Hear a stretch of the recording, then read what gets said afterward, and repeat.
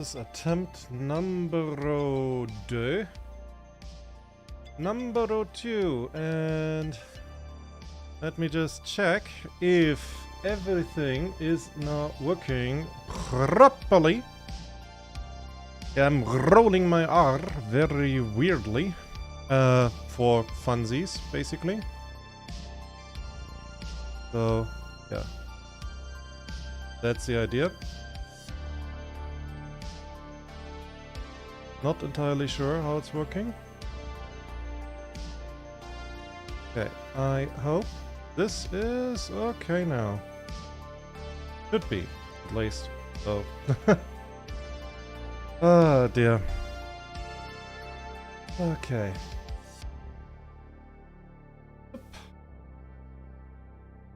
Right? Am I doing something very good? That's also.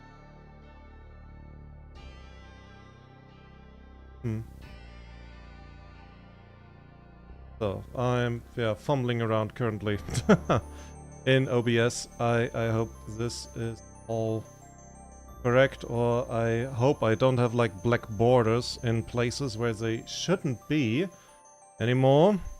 Because holy shit, OBS, fucking hell. So, apparently, the OBS had an update, and yeah, that is, it is kind of, let's say it's weird. It is, so, and now I'm checking like on my own stream. Oh man. So,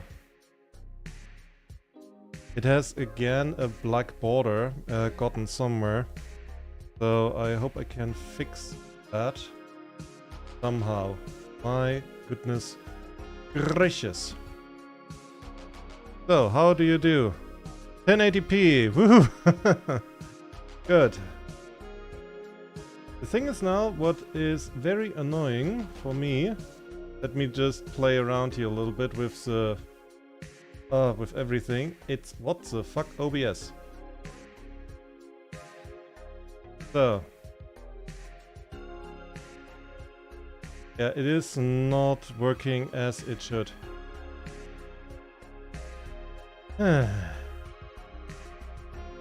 Fucking OBS. So, I think this is correct. Oh, let me check. Like, Minecraft is doing its thing, you could say. Oh dear. Is it? I hope so.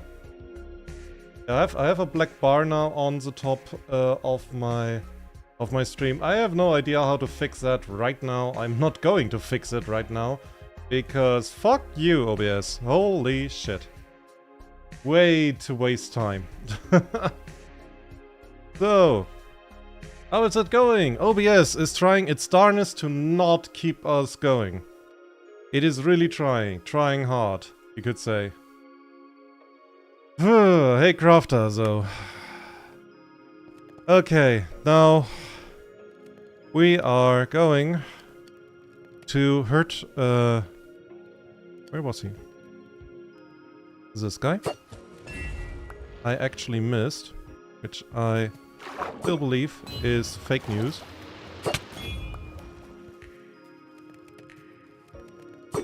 Damn it. Getting so distracted that I actually am missing stuff also. So, okay.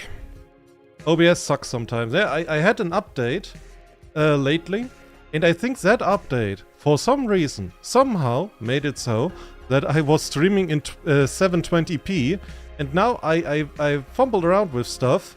Then I got another update, and I said to myself, you know what, fuck it. Then I got that update. OBS did not record at all anymore. So I fumbled around a little bit more, and that's how I ended up with 2 private streams that are currently like on my hard drive. I'm not angry. Things get updated and break because they update themselves. Yeah. It's just so, it is stupid, okay? It is rather stupid, the whole thing. So, I think I don't need the trident for Riptide. Okay. So, when all of that cooking here is done, which is hopefully very soon, then, yeah, then we will continue. What? I'm not angry, I never heard a bigger line in my lifetime. Do you dare threaten me of that I'm at... I'm not a liar! How dare you? So, thinking about laser to heat evil fishes. I guess we go to eat water instead. Yeah, I mean, if we could cook everything in here with magma blocks, preferably, that would help. I mean, I could place magma blocks literally everywhere. Though, the amount of magma blocks that I would need is a different level, you know?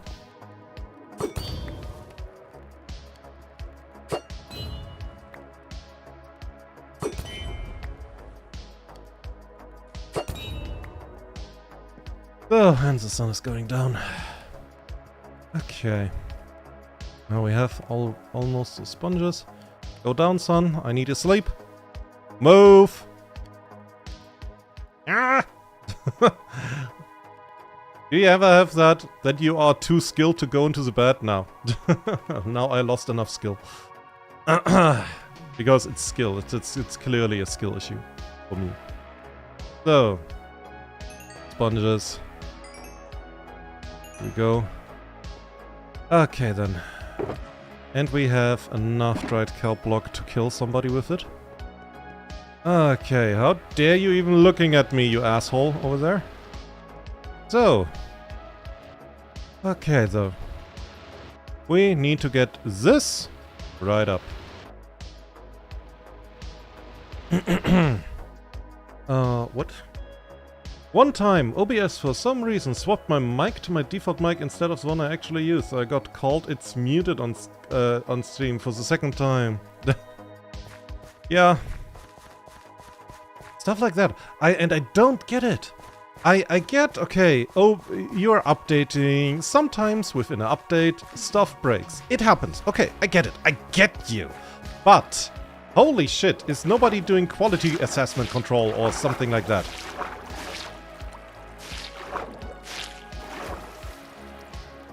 Because sometimes I would like to know whose job is that?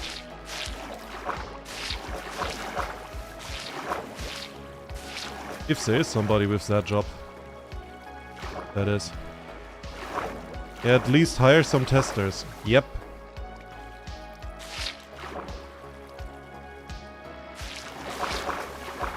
I remember when my dad is, or was, working in programming for, yeah, quite a while actually. And I remember where he told me they had a lot of beta testers, which was a very important job. Because, you know, testing if a new function does break anything, which it did, or constantly, actually. But yeah, this is an important job. Wouldn't you think?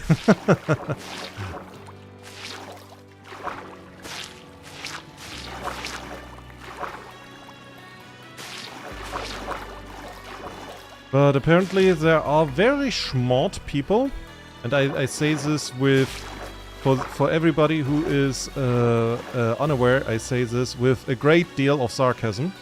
Very smart people that think that beta testers is just wasted money.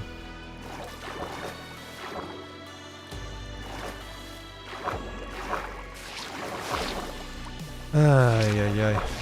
Because that's like always, like every time I go into OBS, I guess I have to make it a habit of checking if something in OBS broke while I turned my computer off. Okay. We are getting somewhere though. We have the sponges to get somewhere.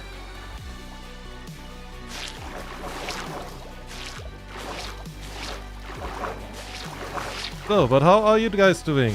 How is everybody? How's the time? So, and also watch my shorts, like and subscribe if you like sponges or if you ponder the gravel. If you are also a fellow gravel enjoyer, a person of great taste, like I am and all the others here.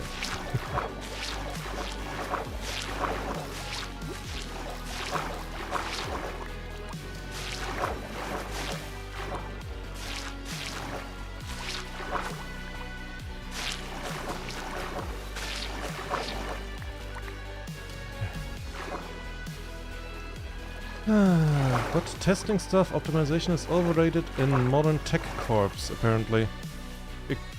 I wish I could say no. Gravel's good for fire humps. Of course, that answer came from me.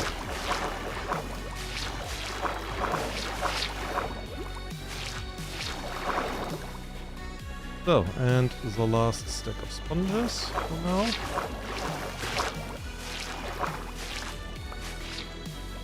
The fuck? Okay, finally.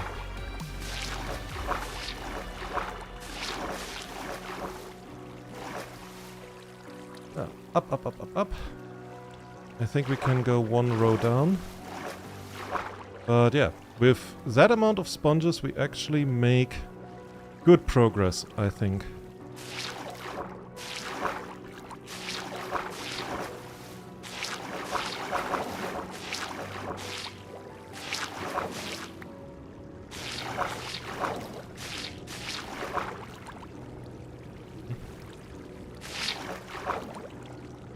Better. A little bit better.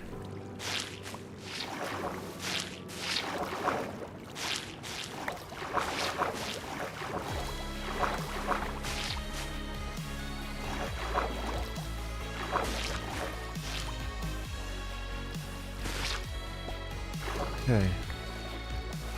And a few here at the top.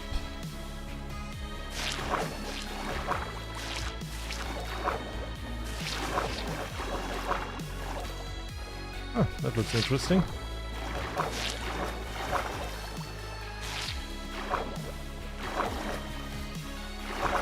Oh. Da-da-da. Here we go. Here we go. And another. Oh, that will be a joy to pick all of that up again. Which we will start now. This looks like some sort of very modern artwork where the art teacher will say, he certainly has ideas. It really looks like that.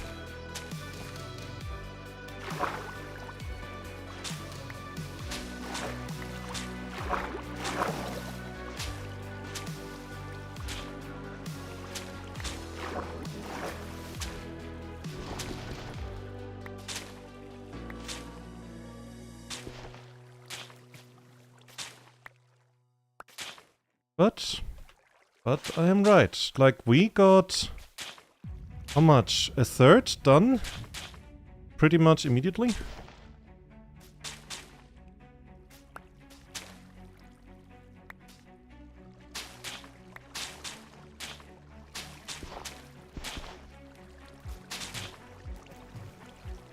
Oh.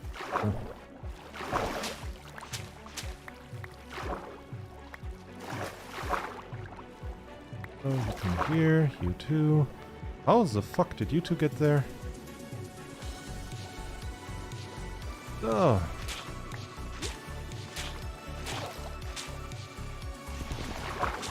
Let them cook. What if art doesn't look the way it's intended? Just say it's abstract. Call it a day.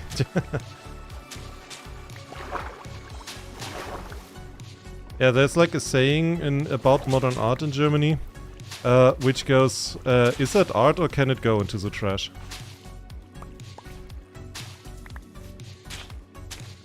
And that came actually to a head like once when in a modern art thingy, exhibition, or what's it called exactly? Some people apparently were sitting on the art. It was a bench. You know, just a normal bench that you see, you know? Every day. That kind of bench. There was apparently an art piece of great, damn it, value. And a lot of people, especially the artists, got very mad. Yeah. And as far as I remember, the the janitor then actually, because... Oh yeah, right. And also because the janitor put away, like, art at one point and got chewed out for it. And that art was like a fire... You know, a fire extinguisher. It was just mounted on the wall, but it was not on a correct wall, and so the janitor just did his due diligence and brought it away. You know? So... and then he basically went... Because he didn't want to get fired, so he went around with, like, the owner of that particular museum and went around. I was like, okay, can I put this away or is this art? Can I put that away or is that art? Stuff like that. That made it to, like, the news here. I'm not entirely sure if that story is true, though. But... Or if it was like a, you know, April 1st joke. But it's stuck. It's stuck.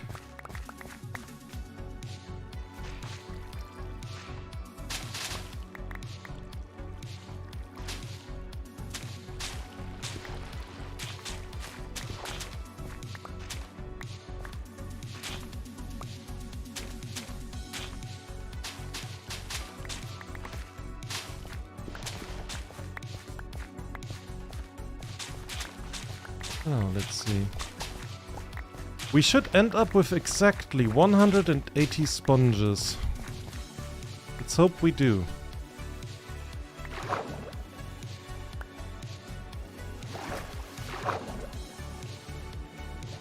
One.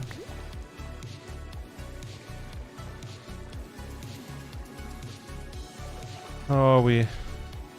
Oh, 3 of them are not even... Okay. Wait, that's 52? Yeah, it's 180. We have all of them. Like 60 plus 4, 60 plus 4.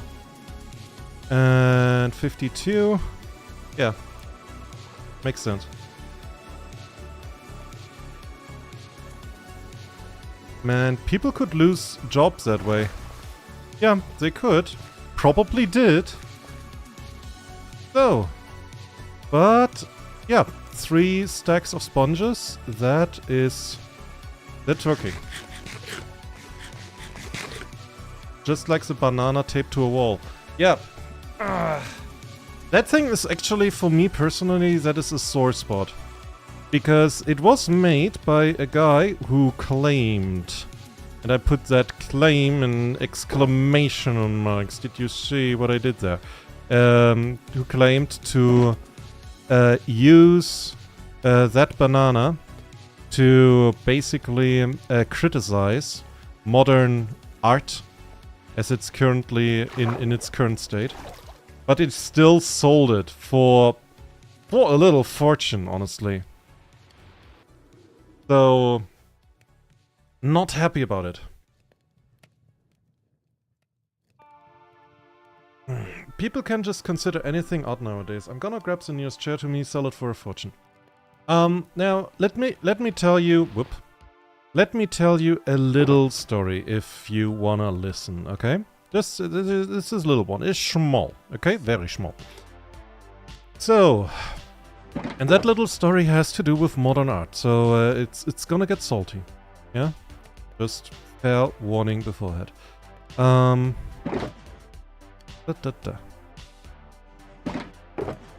In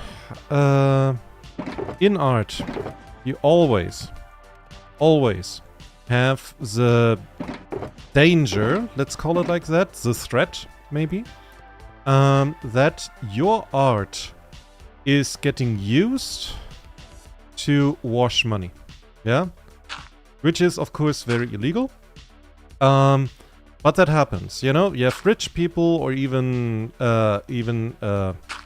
criminals using the art to to wash money with it. To make it basically so they don't have to pay taxes or stuff like that. So, and that is actually pretty easy. Because there is currently, as far as I'm aware and as we are speaking, there are laws that allow that. So, let me just do the math here. 1, 2, 3, 4, 5. Yeah, let's do it here. Also, wait, I'm gonna go down here and free up everything. Huh. Interesting.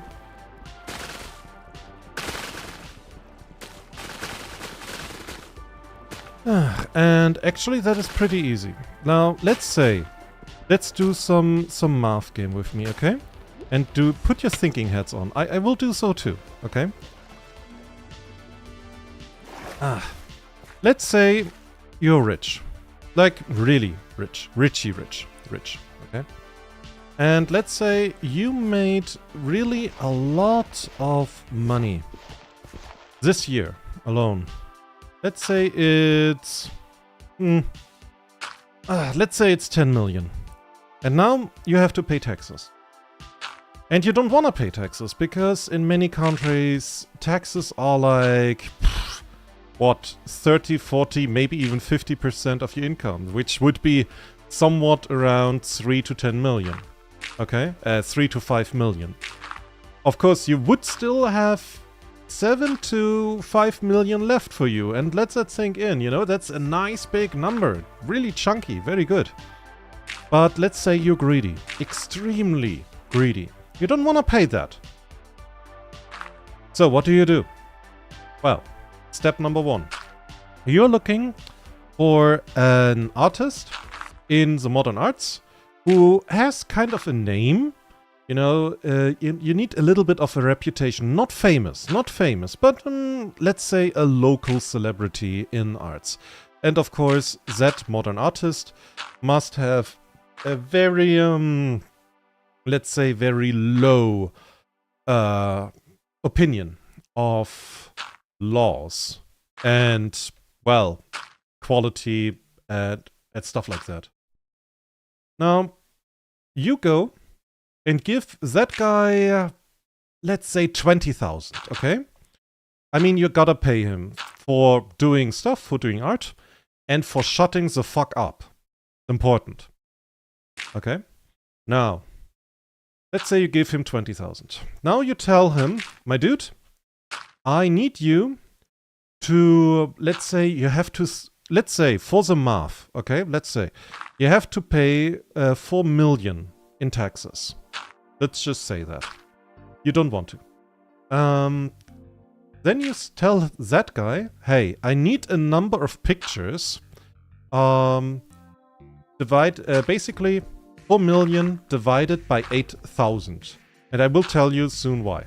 So that would be, if I am not completely incorrect, would that be 2,000 or 200? That would be 4,000 divided by 8.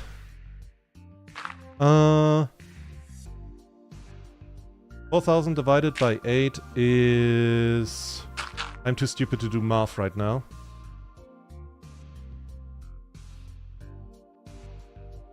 You are not helping.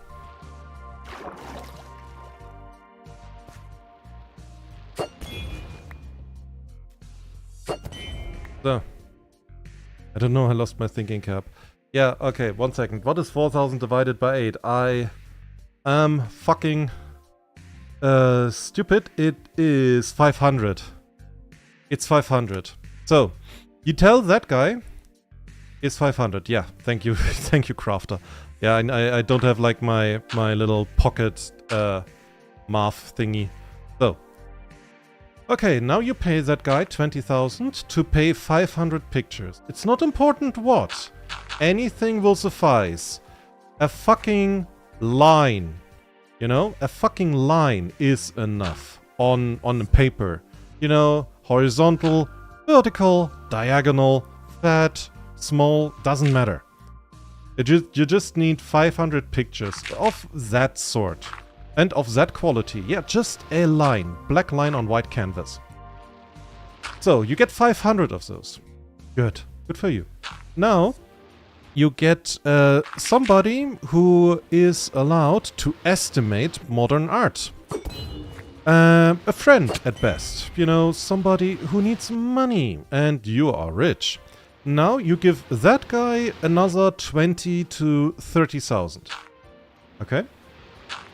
You know, again, he has to do a job for you and he has to shut the fuck up.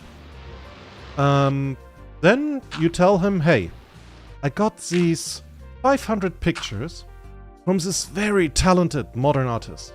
I think each of them is worth 8,000. Yeah? So that guy, understanding the hint, will then value each of these pictures at 8,000. It is important that it's 8,000. It must not be 9,000.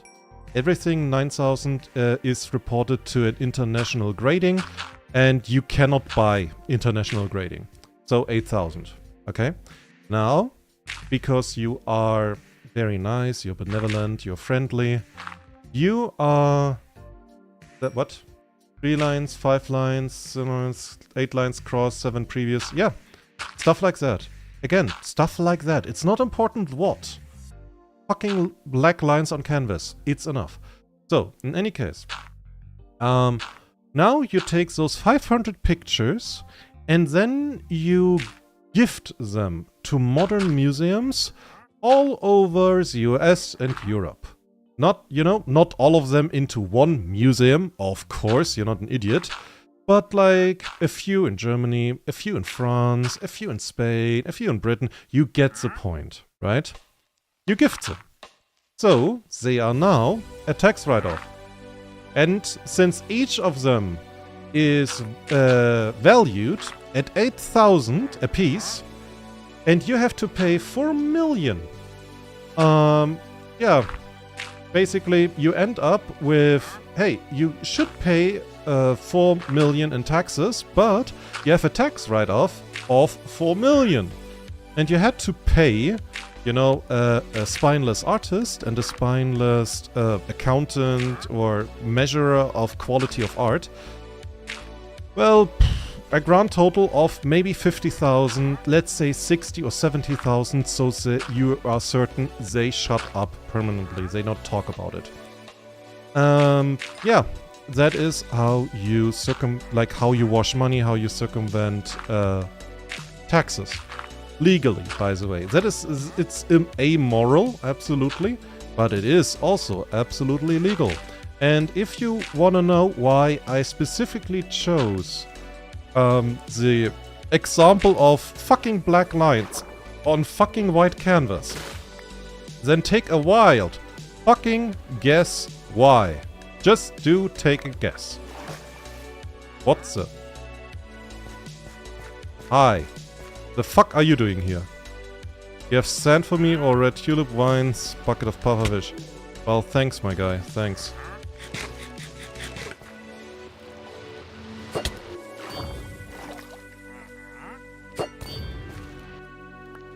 Okay, I have like visitors here right now. It's not so fun. Because that perfect example, exactly what I just told about it, happened. And is, as far as I know, completely illegal. Not with 500 pictures, it was a little bit less, but it was a tax write-off. Legally. Time to find a rich guy painting with black lines. Yeah. Again, it is, as far as I understand it, you know, I have no idea if the laws changed. I hope they did. But as far as I know, it is completely, what I described to you, is absolutely and completely and totally legal. It's amoral. So, like, you have to live with the disgust of virtually everybody who knows you, and for good reason as well.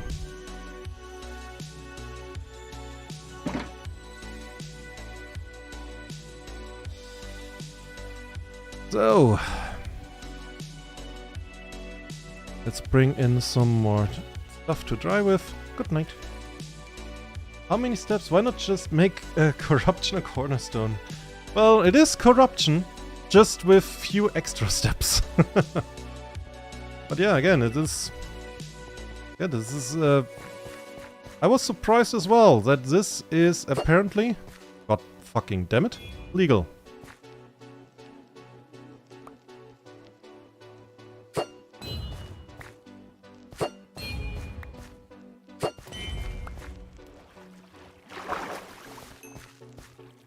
Okay. More schmorrel money. Yeah. It is not even hyperbolic. People want money. So they figure out new ways to gift to themselves just more money. How is there still water? Fucking hell.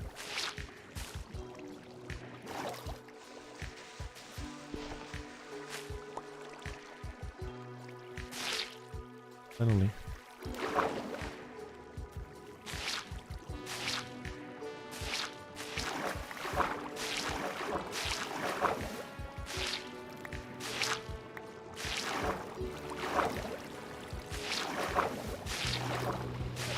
Oh.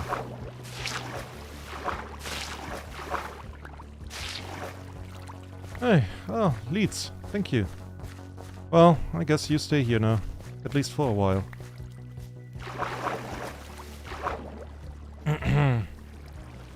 Lol, Trader's Llamas got flooded off. Yeah. Oh well. That really sounds like a them problem, not a me problem. I mean, those things literally spit on me. So... don't await that I have too much compassion.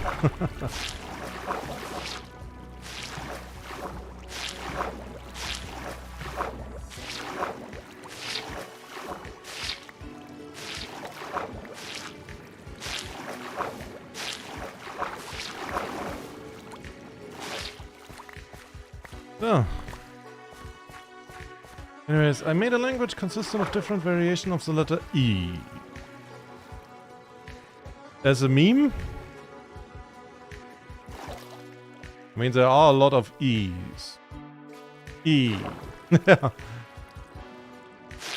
Are you making a gaming company? Because I have a good idea how you could call it. E, E, E, E.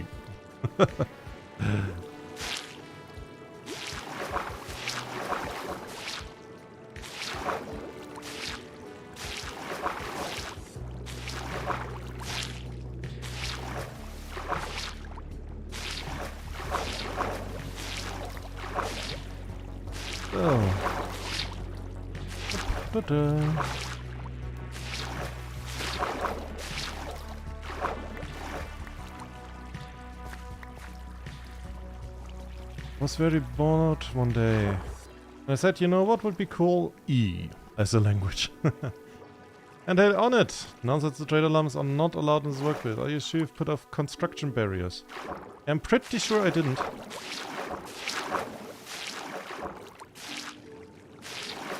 We are working against TÜV regulations this time. But if I see somebody here with explosives, I'm gonna fucking yeet their ass.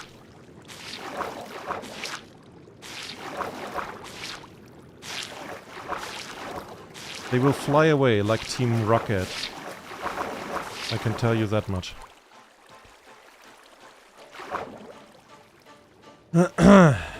So.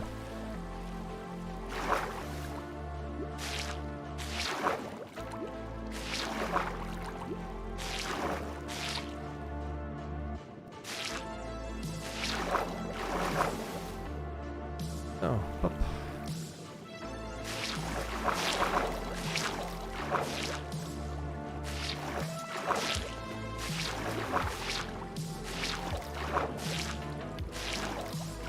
Okay, this is working, though. It is working. Kind of.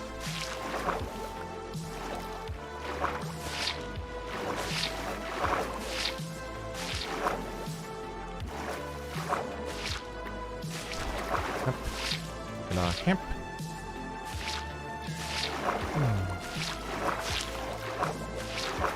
At least Minecraft works, even if OBS tries to not work at all whatsoever. Oh. Oh, I wanna fly. Earth coming with TNT. Hey, eat me! Eat! He probably would not even need to say it. It was just like, yeet, yay! Ding! Just a star at the horizon. For him coming back would be difficult then.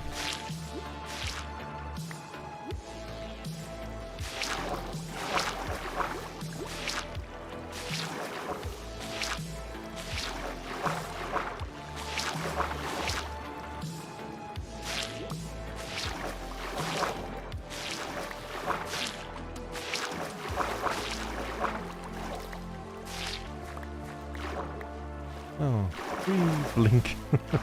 Blinks out of. Oh god, yeah. Okay, jumpa. Nah. So, okay. Are we getting? We're getting forward. We're at halfway. We're halfway there already. So that is good, I would say.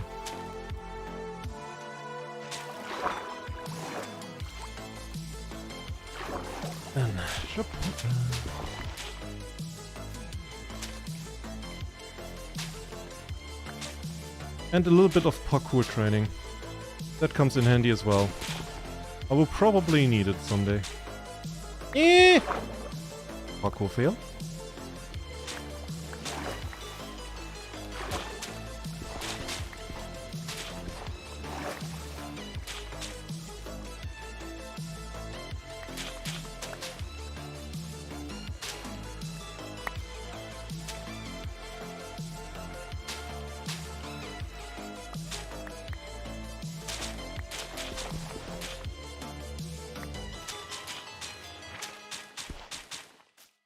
Also, we almost ran out of gravel. So we actually need to get to a point here where we can reuse gravel. Because hell nah, I'm not going into the nether again, into my gold machine, to farm gravel. I felt idiotic the first time. Don't need that again.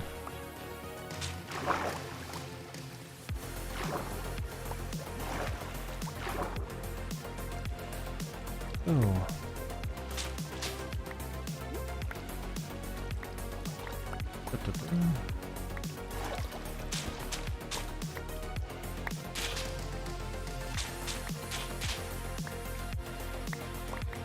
Yeah. Ow.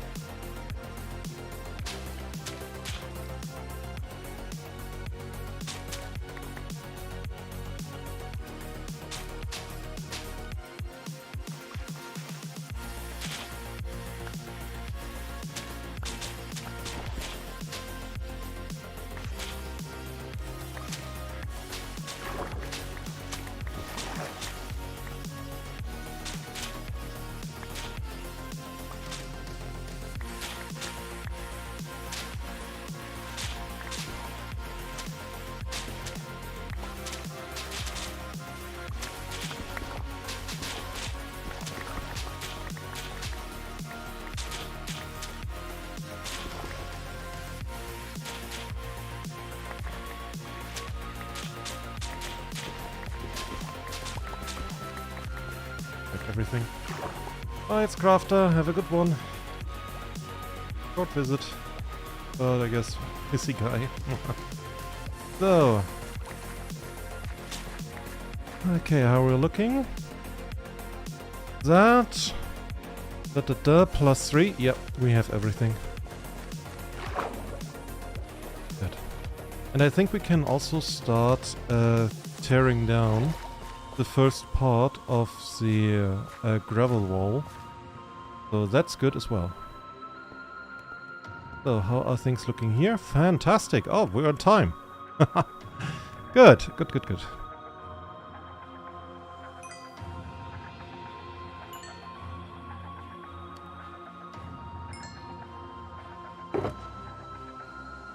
Oh, kelp goes here, that goes here. Da, da, da.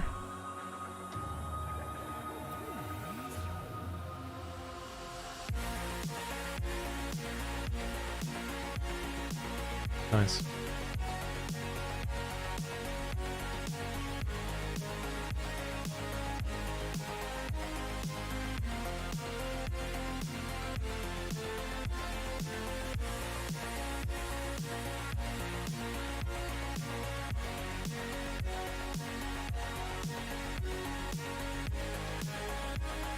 Like that. This goes here. Da. Oh, no. Wrong way around. Can you cook dried kelp? Is that possible? So why? What would happen then? It gets even drier? Do you get coal? That would be a waste. You get like one thingy of coal. Oh dear. That would be a waste. Ugh. But you can't put anything in the top slot. Oh, okay. So, good. That is cooking.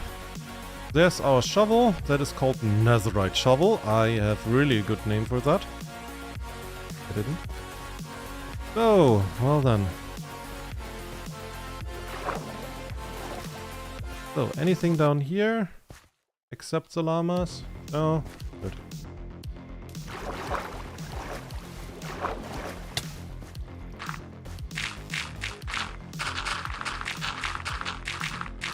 Beautiful walls! Let's tear them down!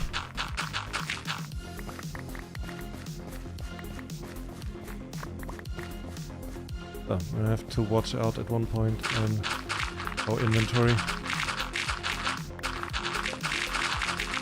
That is satisfying, by the way. That is really satisfying!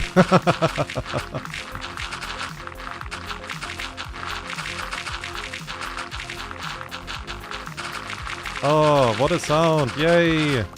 Hours of work diminished in seconds. Which proves again, it is far harder to create something than to destroy it. That needs like minutes at worst.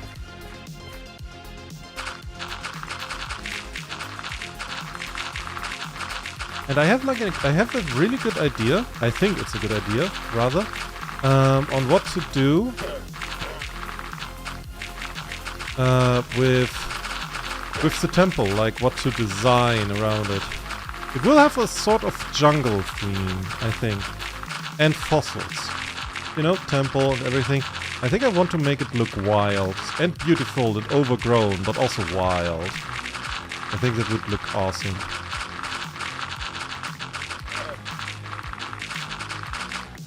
So, oh dear. Inventory could get full with all of that. Let's see.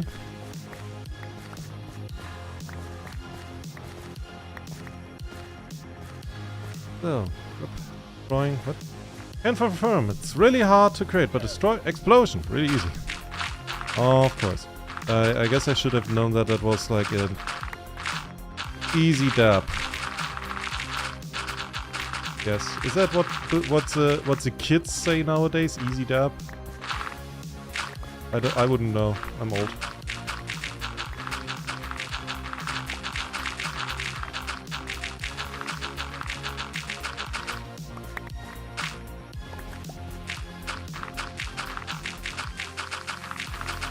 So.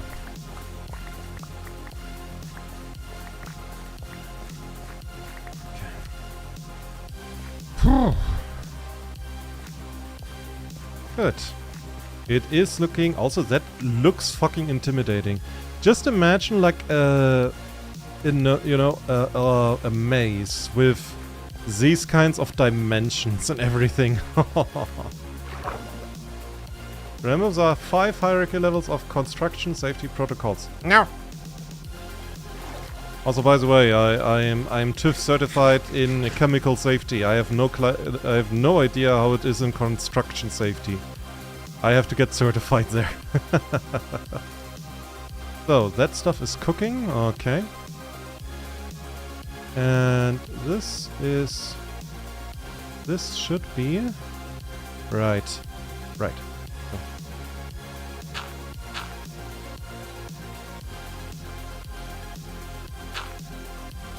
Oh man, I think I got tail. What?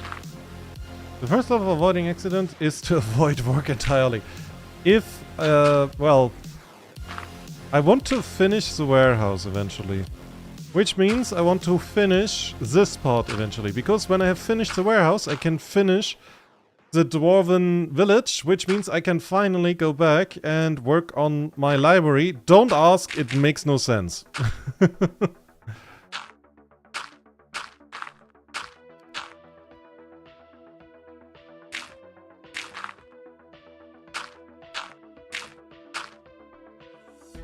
I took 2 classes in construction safety. I'm basically a professional not.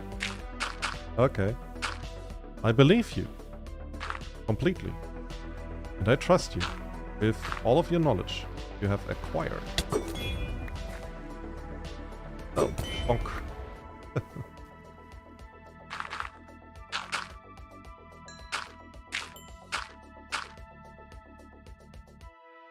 I tried to construct a bulldozer, but then peeps of some sort committee came and asked what I'm doing and why I'm doing. Said that I want to help Dragon with gravel. They started to ask where is construction site. You have all permission, so I escaped before they found out that you're in the middle of the ocean. It's forbidden zone, dangerous too.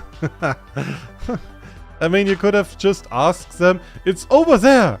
Point dramatically and then run away while they're looking. I can hook you up with a certificate of safety in construction. I doubt that because I'm not in the US. Assuming you are in the US, for some reason I think you are.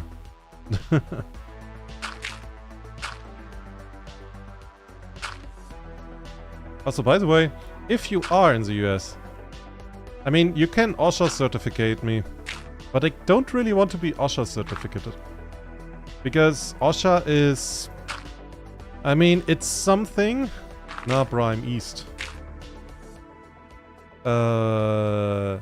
East what? Germany? East Russia. East Poland. East... Is there a country that has West and East? Like 12 hour plus from the US time zone. 12 hour plus from the US time zone, so... Somewhere around Indian time zone? Or are we in China already?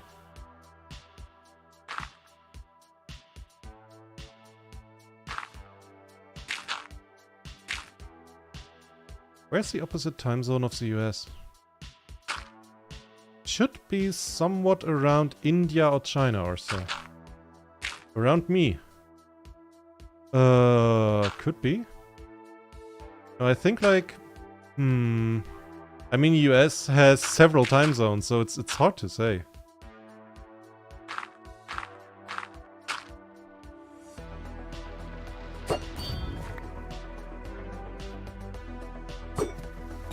Damn it. God damn it. Finally.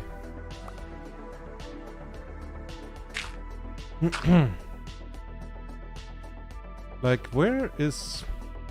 Yeah, on it. Are you in Russia or...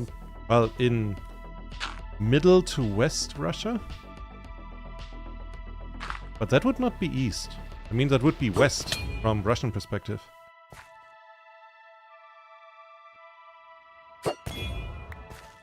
You could say I am SEA. In SEA. Okay, I mean, you force my... What the fuck is... What is the SEA? The interconnected system of all Earth's oceanic water, including Atlantic, Pacific, Indian, Southern and Arctic Oceans. That's the sea.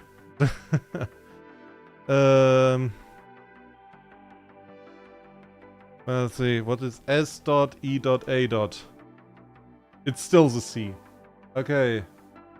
Yeah, we are agreeing now that, is everybody in agreement on it is somewhere in the In the water. He's somewhere in the sea. He's a water person. Probably it's why he's so interested in this build. Because I am doing drying up stuff, which he should be against automatically and categorically. And emotionally. He's a water bolt. Yeah, sure, why not? Oh, on it, you got also now. Congratulations, you are officially our anti-dehydration person. The person who's against me drying up stuff. I have no idea what I'm talking about. Damn it. Double damn it?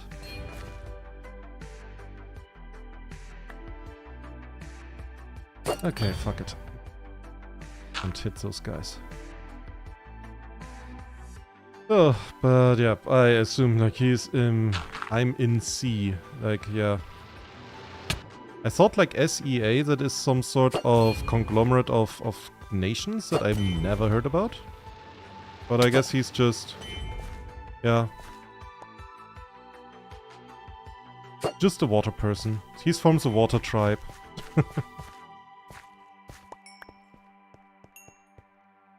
So. Good. Da-da-da. Let's get those sponges out of here. Nice. Okay, and yeah, those are all wet. Southeast Asia. Okay, that is, you know what? That is not as general, so that's something. Southeast Asia. Like Southeast Asia, that's like Indonesia and the whereabouts of that area. Which sounds pretty funny and lame at the same time, because like the whereabouts of this area, yeah, it's just like where 500 million people lives, at least. Or 1 billion? I have not looked there. The biggest one. Indonesia? Isn't Indonesia the biggest one? There? Or do you mean Australia? Does Australia count? I don't think Australia counts. Hey. Hey dolphin, here, have something to play with. So, okay, we're slowly running out of food as well. Which is to be expected, I mean we are working hard here. So, but yeah, stuff is moving along, actually.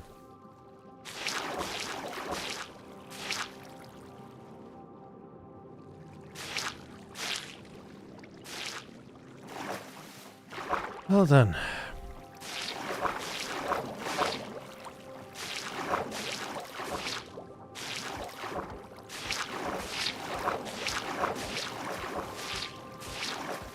One. Honestly, I like it today. Like, of course, OBS annoying me was annoying, as the name suggests. But this year is, you know, that's functioning fairly well.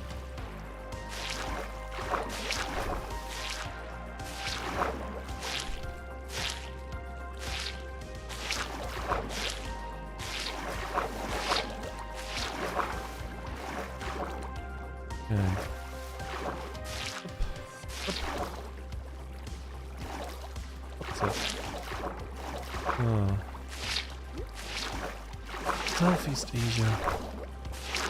Ah, dear. I never was there. I should go there one day. Just for the fun of it. Though I've heard it is very hot. And not like the dry hotness like in Egypt, which is, you know, rather pleasant actually. Even if you are not really used to it, because again, it's dry. But like very, yeah, wet, hot. Like Germany in the summer, but worse. So, it won't happen too soon. That's actually, for me, kind of unpleasant, personally. Yeah. I really think, like, also, I find it a bit bad, like, when I started out all of this here and, you know, yeah, being on social media and trying to make content and everything. And, like, I have the wish that one day I could come to some sort of convention and meet some fans and, you know, talk with them, have a little meet and greet and stuff like that. Just, you know, give back a little bit. And then I heard that a lot of the conventions are not very happy with content creators anymore, because it seems like quite a bunch of them did a lot of stupid stuff. And, yeah, aggravated those conventions. Or rather the people who run them. Which I find very sad, because I'm think like, guys, you have such a good opportunity, but then I guess, like in every group of people, eventually you have like grifters there that make it harder for everybody else to have fun, and honestly, probably also success.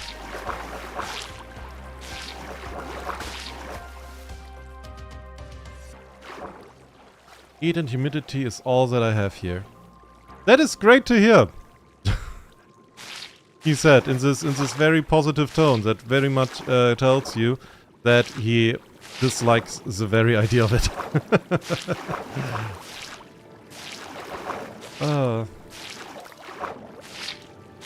Yeah, it's just lovely living when it's just humid and you want to take off your whole skin because you cannot cool down that enough.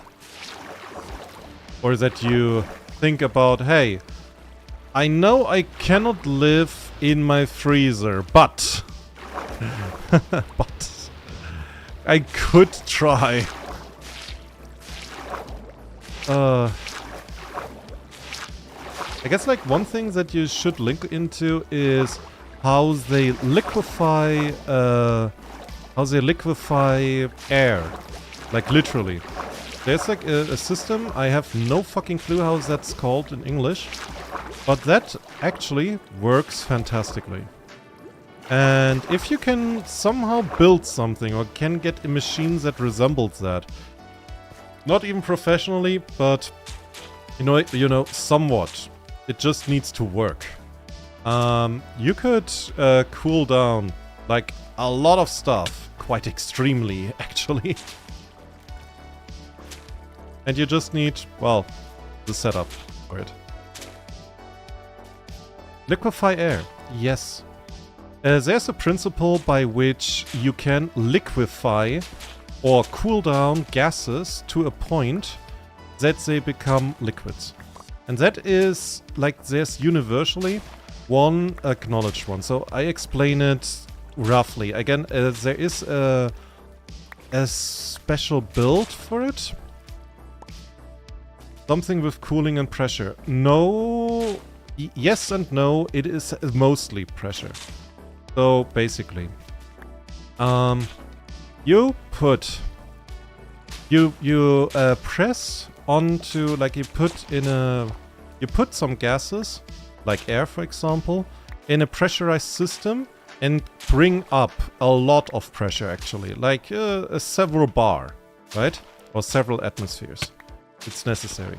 So that pressure will make it so that the gas will heat up.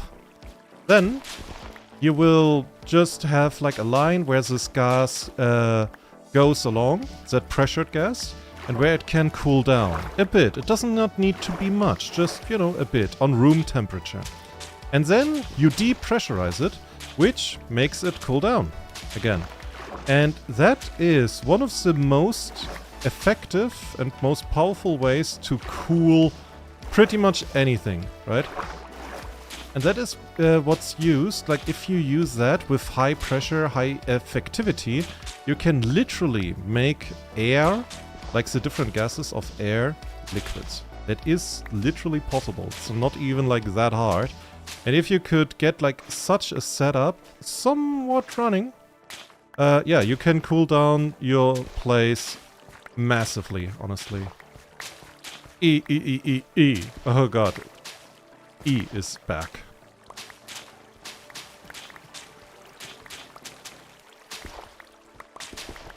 So. Concern. What does high pressure brings a boiling and freezing point closer to each other? It changes it. It changes it. Usually high pressure means that the boiling point will be higher.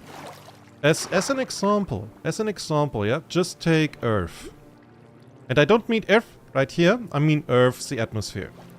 If you would go round about like where you are right now, and you would want to boil water, how much temperature do you need, roughly?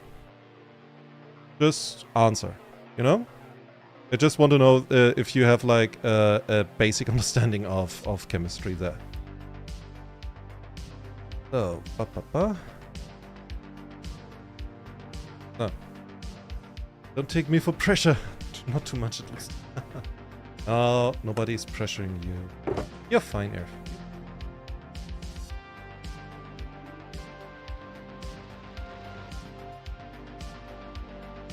So. Around 100 degrees.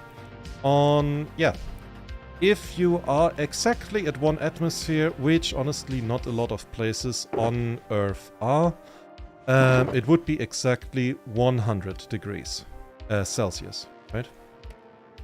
Now, let's say 100 degrees. If you would go now onto Mount Everest, which is a bit high up there, the pressure, the necessary pressure, is much lower.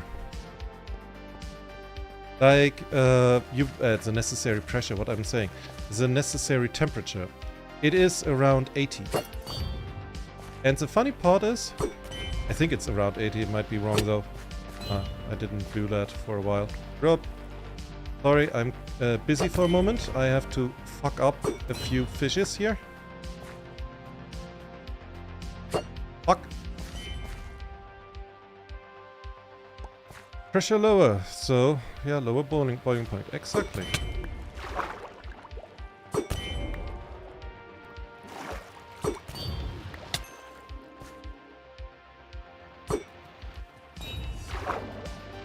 Okay, guys, it's enough.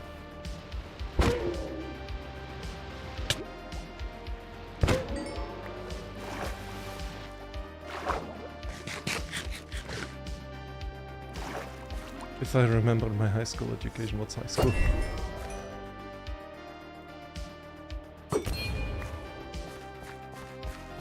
It's nighttime. I wanted to do a little bit of travel before I go to sleep, but apparently I don't. Those fuck faces over there decided I won't. Oh, new moon. So.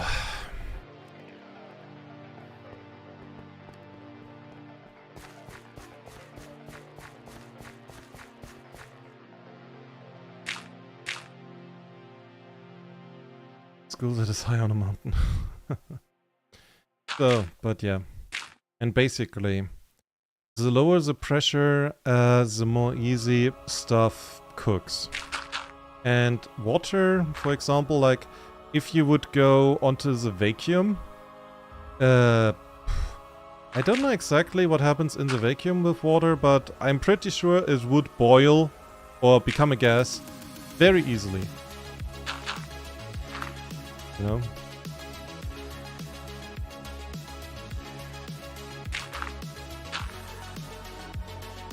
So, but the springing point is that this machine, you know what, I'm gonna check what the name was of that machine before, you know,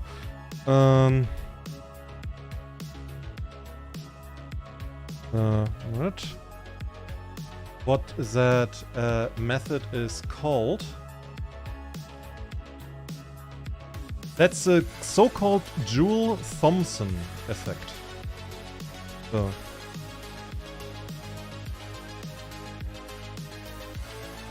Joule-Thomson effect. Not only Thomson, by the way. not to do... that's like something different. That's something about electricity. But Joule-Thomson effect. Or, like, yeah. Joule/Thomson.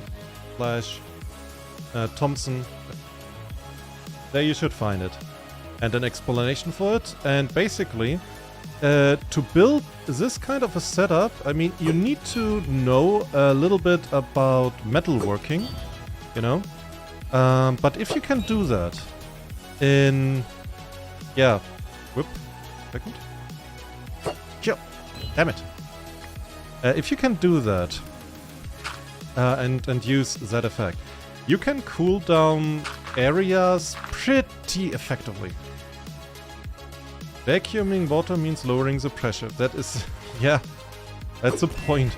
Unless you mean like a vacuum cleaner. I think that's just sucking it away.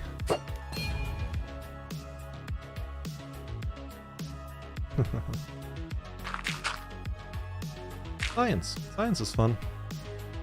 If you know your science, you can do like funny stuff.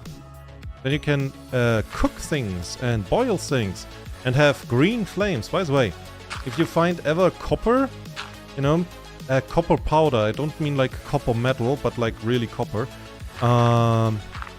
And you can somehow mix it with copper chloride or copper oxide. Burn that. It is really fun. And explode things, yeah. I still like to remember back in the learning books when I became a chemical engineer. There was like a lot of practical experiments that were shown there. And a lot of times, parts there said, hey, when you do this experiment, please avoid doing this, that and that, because explosion danger or acid danger or any other danger. Which basically means that apart from being a very good book to learn about chemistry, it was also a very good book to learn about poisons and bombs. Because if you just did not do, you know, what it said, you could sometimes get bombs. I think there's a naturally occurring blue fire in one sulfur mountain here. Concern. Yeah, there's like several things can burn blue. Either the flame is extremely hot, which would suggest it's methane, but then it should be more green instead of blue, I think. Or you have chlorides that are burning, because I think... don't quote me on that, but I'm pretty sure that many chlorides burn green-ish. Blue is... blue, yeah, I have to... that is... I know copper oxide burns blue. I know that because we did that, like, with experiments. But... ooh, what's with the others? I know there is something where you can have a basically invisible flame. That's actually invisible. I love chemistry, but it's so hard. I can tell you, chemical math is extremely hard. Chemistry is fun. All I know about chemistry is mix something with something, then reaction. I mean, crafter, that is not wrong. That's basically the gist of it. It's basically like, when you are fighting with swords, stick him with the pointy end before he sticks you with the pointy end. It is very basic, but it's not wrong, actually. I have a list of funny stuff to throw in fire written somewhere. Well, there's a lot of funny stuff that gets thrown in fire. Like, really a lot. So. Ugh, and you guys are spawning out here. Look at that!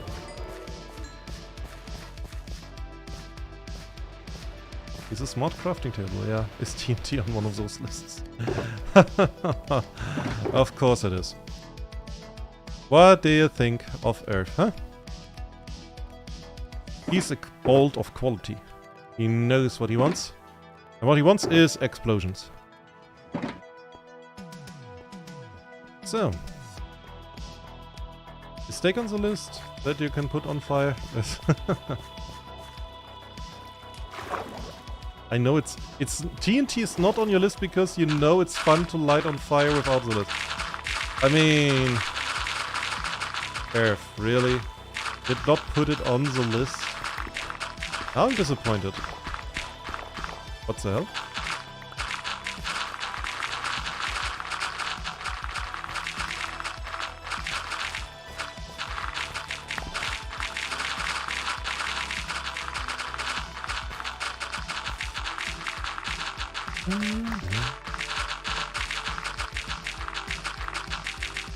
Good.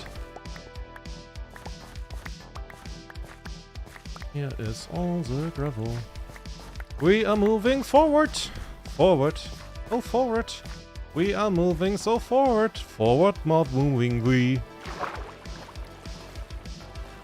It is a list of how to make colorful fire, not how to blow up fire. I mean, blow up fire is also fire. It is a very spontaneous fire. I thought that especially you would be interested in this kind of fire, honestly. So, how is my sponges looking? That takes a little bit more time. Okay, then, 1, 2, let me go. 1, 2, 3, 4, 5. Like here. Up.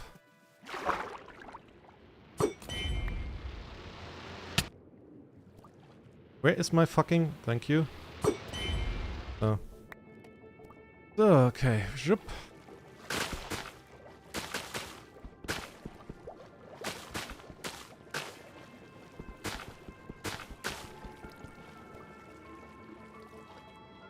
Ah, that is fitting. I have only this one here. And that.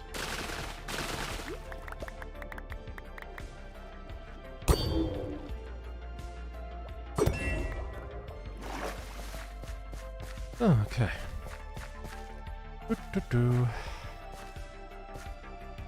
You think you're cool? You think you're cool?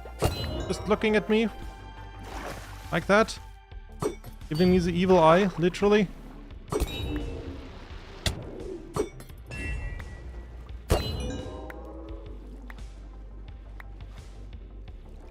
I do extinguish fire with explosion, but you cannot watch fire burn if there's no fire. My goodness, Earth, I see you not being on the side of, hey, when explosion, how about bigger explosion is... That is honestly very refreshing, I like it, I like it. You know? It's a nice change of pace, you could say.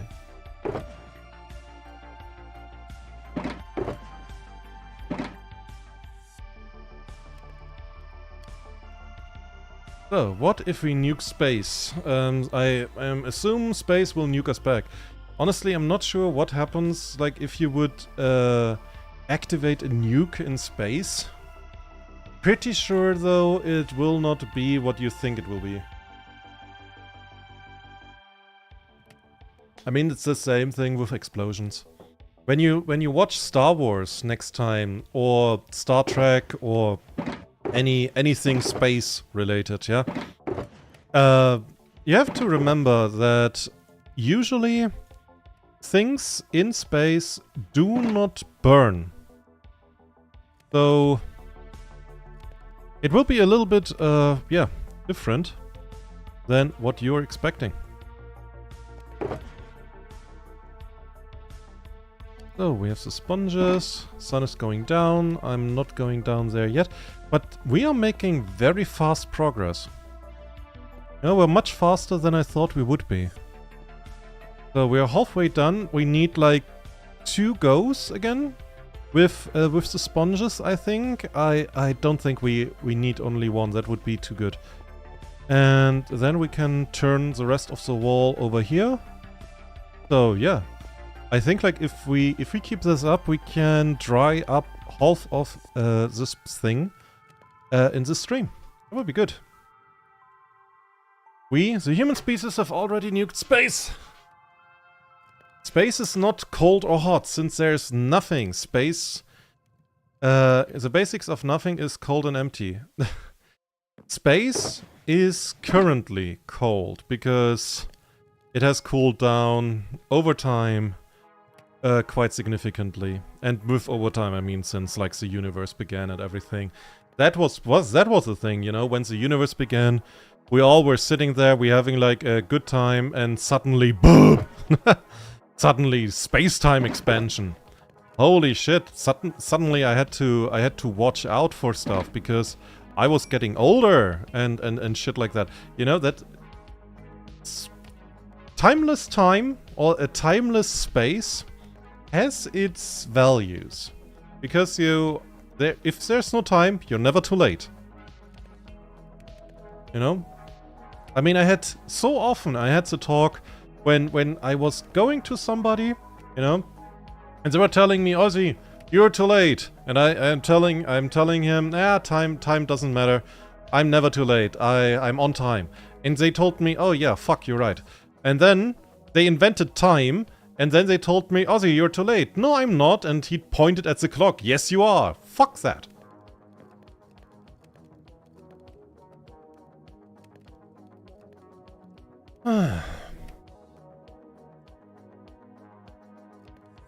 Why explosions are important, yeah. To create universes. I mean, I have seen the idea of where somebody like it was some sort of TikTok, I think, where somebody said in this, you know, with like heavy music below of like, do you know we are living in an explosion? And then he explained the basics, the extreme basics of the Big Bang Theory very badly. And basically said that, you know, if like the universe, the Big Bang happened and it's an explosion, that you can see like hints of that because we are moving away from things and like galaxies are basically sparks of an explosion. And I was just like, dude, you just figured out we are in a fucking explosion. What of the term Big Bang did you not completely understand? Just with the change that in that Big Bang, in that explosion, space-time started existing. Because that was not a thing before. Please don't break my timeline. Honestly, I would not have against anything to break the timeline. Really. There's like a lot of stuff going on where I'm just sitting there like, really?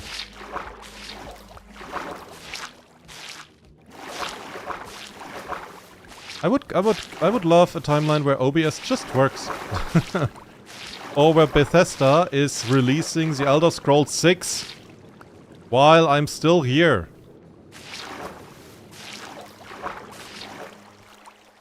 Like at this point, I have the feeling I will at one point have used more of my life waiting for the Elder Scrolls 6 than actually it existing. My goodness.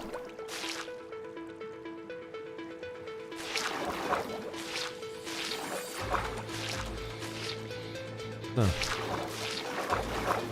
I mean, at least in GTA 6, based on GTA 5, I at least I can think like, okay, you know what, GTA 5, that was a really massive game, and they actually announced it, and it's really like, okay, that thing is coming, so yay, at least, you know, if it's like a big game, which I assume it will be, then hey, at least that, you know?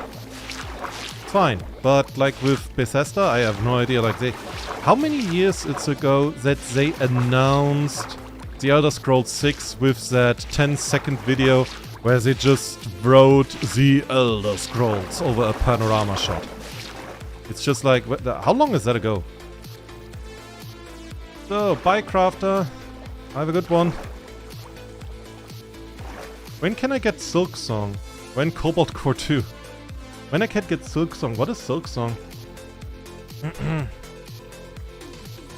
history of the entire world, I guess, is a good start for learning everything from the birth of the universe to now. I mean, yeah, sure, why not?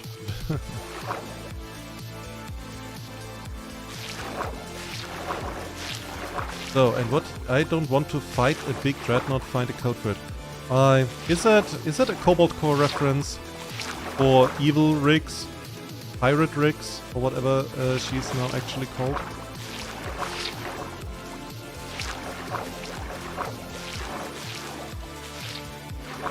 By the way, Riggs has this card ability handgun. Can Riggs have the card ability before Perry allows her to have her handgun? Or is that thing like locked? So, what? I think it was 2019, yeah. Yeah, that sounds 6 years ago? Yeah, sounds about right, I think. But still, my goodness. You know, if you think about it, Guild Wars 2, which by the way is a game that I play and that I can recommend, and I would actually like to stream it, but I don't know if it would be like a good game for streaming, you know, it's an MMO after all. But in any case, wait, what? What's the... Huh? Huh? What? Huh? Okay. Yeah, sure. Sure, there's just a magical 9x9 room that just opened up. Yeah, sure, that's normal. Fucking hell, what?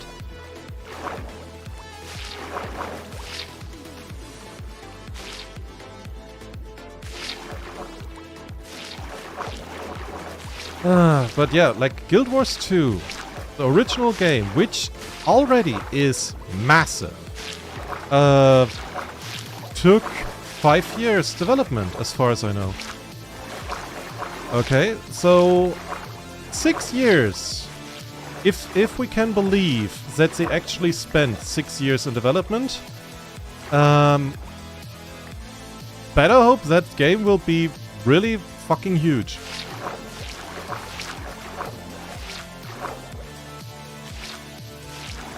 With anything else, I will be very disappointed. And if I cannot mod it, like Skyrim, then I will be extra fucking disappointed. So. And when Cobalt Core 2? I have no idea. Is there a possibility of a sequel in Cobalt Core? Like, I have not finished the story, so no spoilers. Just want to know, is like the story open-ended? So you could put in a second season, so to speak?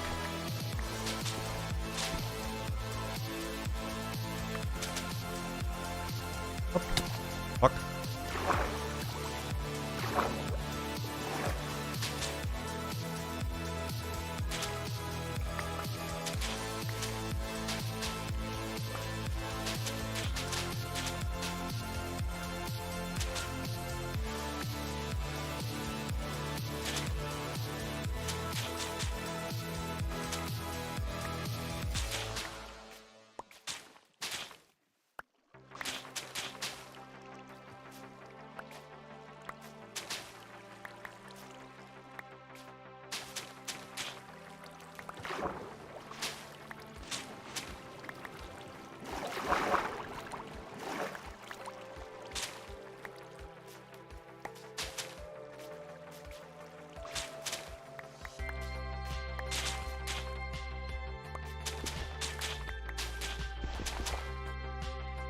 Oh, ow.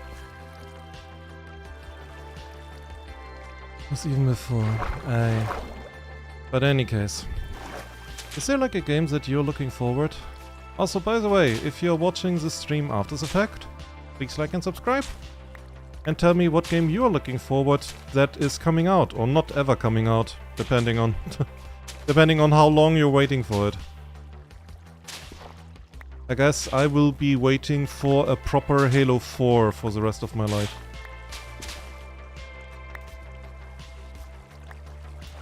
Because I don't think I will get that, ever.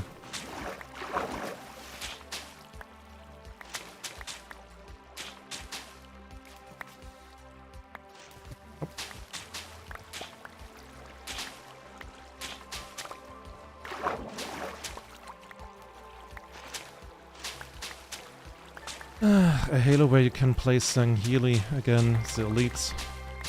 Where you can play the Arbiter, and where the Arbiter also has like a story. That would be nice. Arbiter was still one of my favorites there.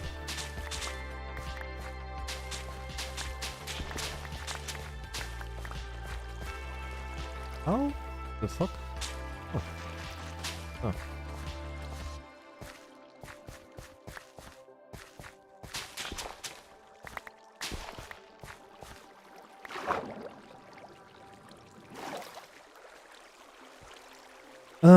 That should be all.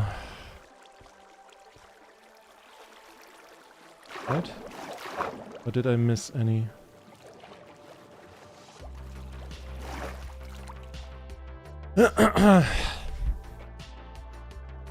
Get like 60, 60, and yeah, makes sense. We have all. So, Oni is waiting for a Minecraft New Dimension update. That is a... yeah. That is a good one, honestly. That would be nice.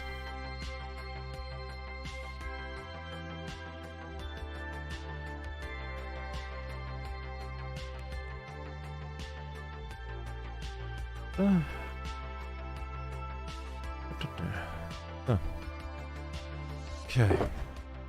Some more dried kelp. How dare you, looking at me? Come on out. Come on out. I don't bite. I lied.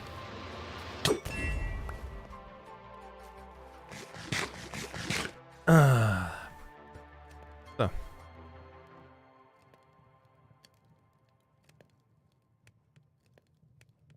If somebody is giving me the evil eye and is looking funnily at me, then I bite. I bite back.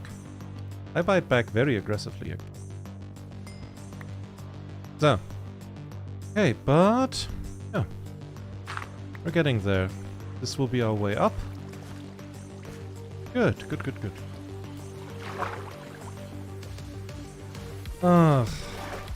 Thank goodness we got all of the sponges. That was really worth it.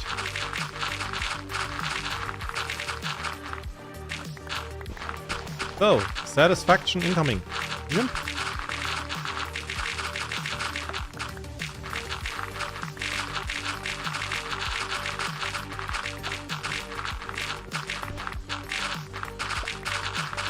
It's just a lovely sound effect.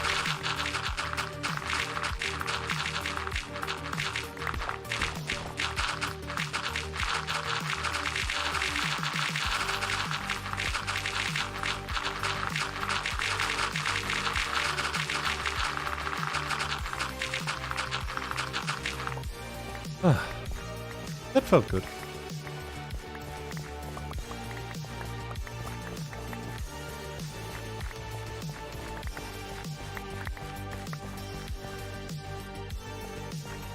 The skeleton. The remains of a skeleton. So, okay. So with the next batch, we should be we should be easily able to dry this part out and start this one. This one will be a bit hard, but this is the widest one. With 6 blocks. Not sure if it works good. I think like 5 was good, so... I repeated it. Hi. Oh, you don't want to be close to me. That is so sad. I'm looking that good. He doesn't want to be close to me. Really, really, really. Mr. Billy. Okay then. Travel. 1, 2, 3, 4, 5 here.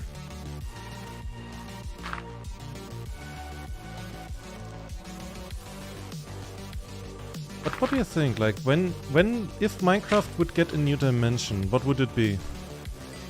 Because there is still the hope of the ether, but honestly, I think with what was mentioned, like I saw somewhere, that in ancient cities, do you know those small temple thingies that can go around, that when you're looking around, that look like the big portal thing in the middle, just, you know, smaller?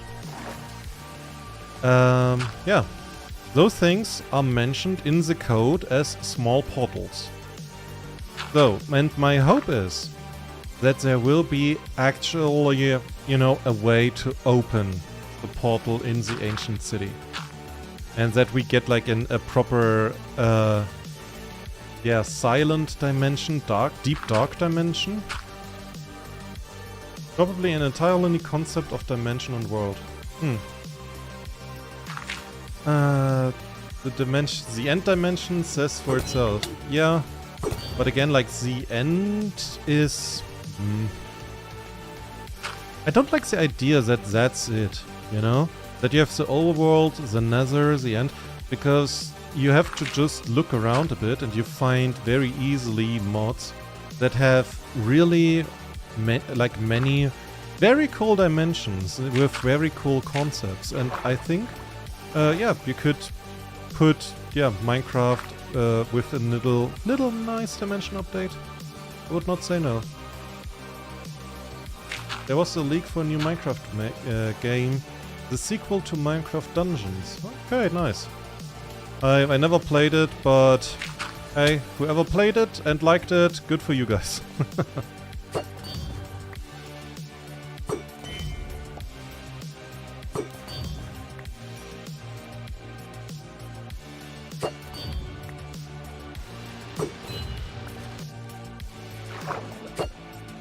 Damn it.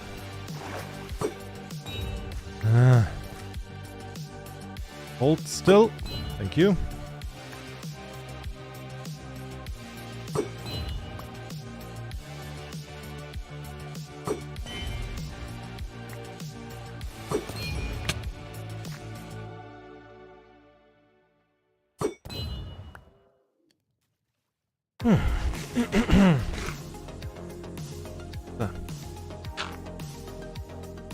He's one of them, by the way, huh? There was a leak from Minecraft. There's a screenshot of the Warden boss exiting a portal in the ancient city, so there's a bit of hope there. Ether is one of them, by the way. Yeah, like that was a planned one and then they scrapped it, which I still think was a missed opportunity. Like, one thing that I would have really liked would be... Oh, favorite song, by the way. It would be that you would have, like, the ether inside. There would be somewhere above there, and you could see, from time to time, really, really tiny islands that are ridiculously far above, like 1,000 blocks above or so. Like, so you usually would not render in at all. And that the ether would basically be a portal up, you know? I would have loved that idea. An abyss cave-style dimension connected to an ancient city would be cool, absolutely. I would love that, you know, that they call the dimension the silent or the unknown. Nah, the unknown is a bit too stereotypical. Something Minecrafty that would give it. They could call it the deep dimension. Yeah, they could call it the deep. And it has like all connections to deep dark. Almost everything is skulked. The Warden is a very normal enemy. I mean, that's fair. Loot tables getting kinda weird, to be honest. Loot tables. I mean, sure. But that is... well, apart from God apples, that is nothing that I am personally too concerned with. But yeah, it's a point, yeah. Da, da, da, da, da. The death of Ether made the Wardens and ancient city stuff right. I have no clue. Did he? I mean, that is quite an extreme change. Wasn't the Ether to be like very light and, you know, kind of nice looking and everything? So, and then he made the ancient city and the Wardens. It's just like that he entered his Sith arc. That he decided that the Jedi are the enemy. Something like that, I guess. Yep. Yeah, I'm smart. So.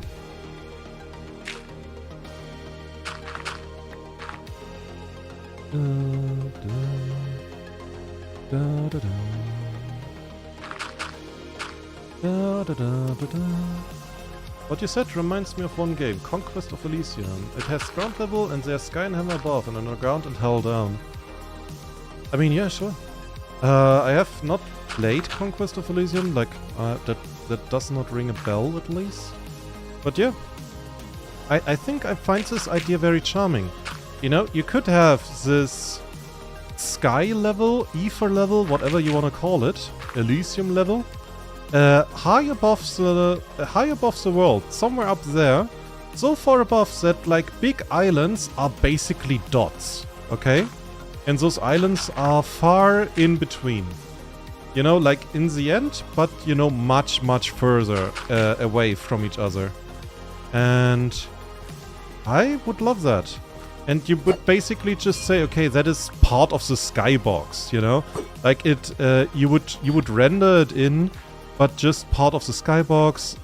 Like the islands don't even like fit exactly. And people would just go like, oh yeah, that is just, you know, flavor. It's not important. And then you would have like this big reveal. Ha! Psych! It's actually part of the world.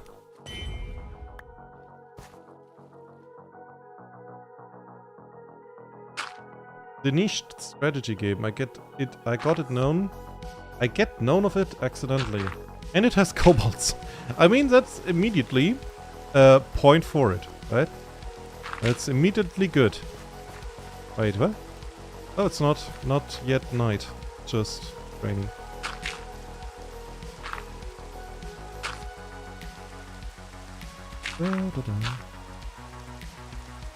So, but we are continuing. Like we are finally properly on the temple. So stuff is working. Stuff is working. We are 1.5 hours in, and we're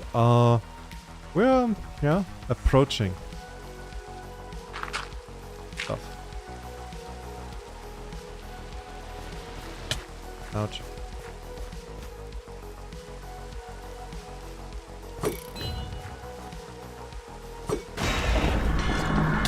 Okay.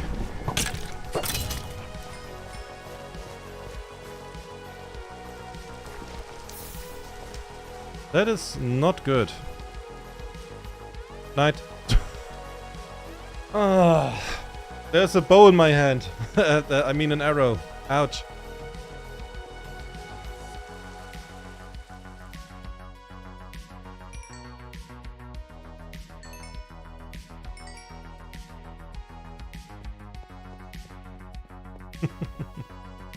Ozzy is Perun. What? Falling from heaven could you put in a sky dimension? If you not hit ground of clouds too hard, you could reach overworld. What? Falling from heaven could put you in a sky dimension. Okay, you're dead. If you do not hit ground of clouds too hard, you could reach the overworld.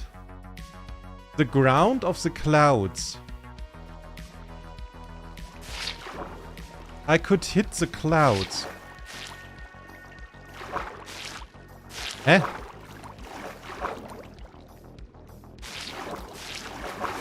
You know, that sounds kind of weird, for me, at least. I could hit the clouds. I can tell you from experience, usually you fall through clouds. They are not hard, they are wet. And cold.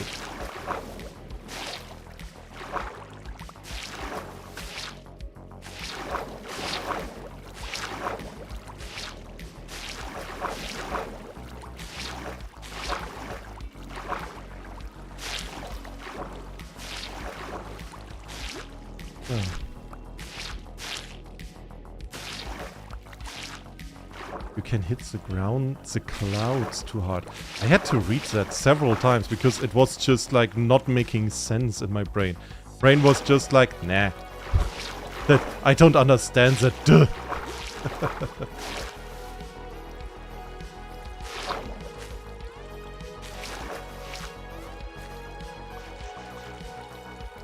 Okay.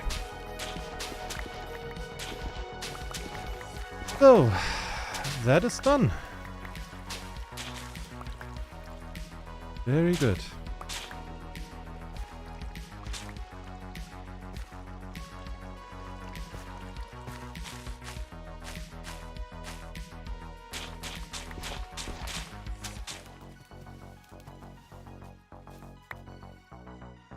On.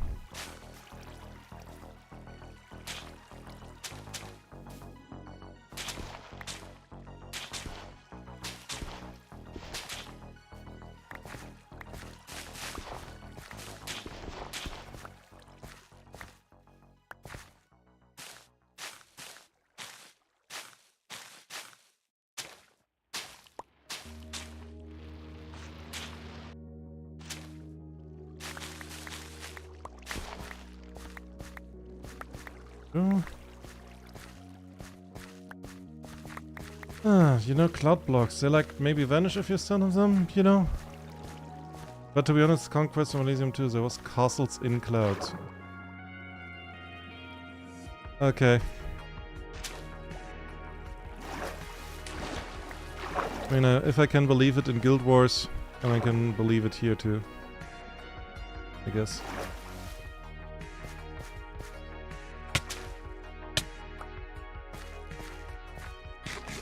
So, we have some wet sponges and we have some normal sponges left. Yep. Okay, let's continue. Let's continue. I would like to have the wet sponges. Nice. 1, 2, 3. And 3.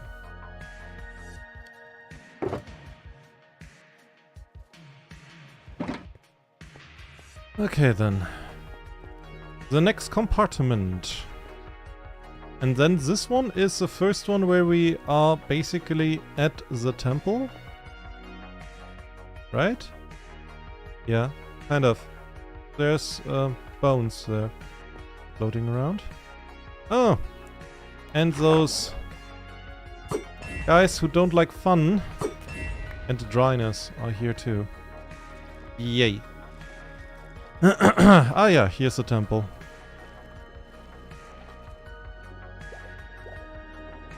Here's an enemy of the fun. Where are you? I saw you. Oh yeah, oh right. Below the temple, those things can spawn quite frequently. So this will probably take a bit longer.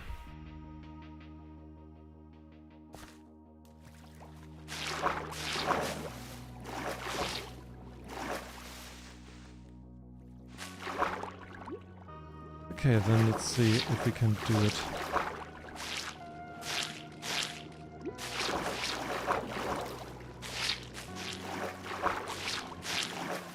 So I need a base to work off of.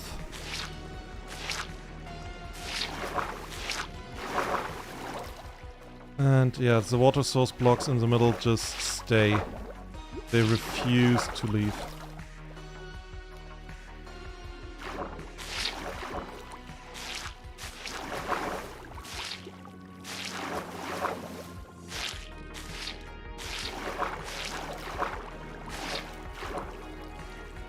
So, okay.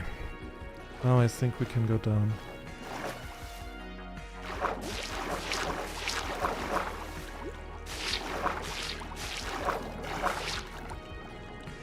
Huh. Actually kind of working.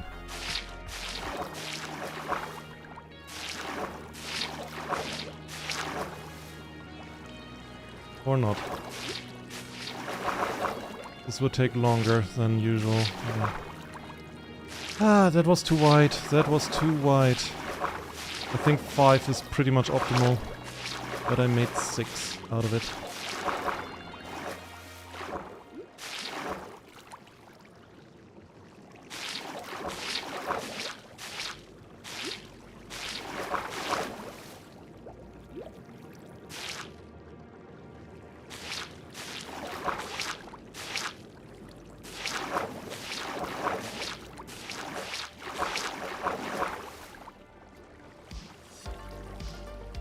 I gotta be going now because going to cook. Good luck with trying the temple. Bye. Yeah, have a good one.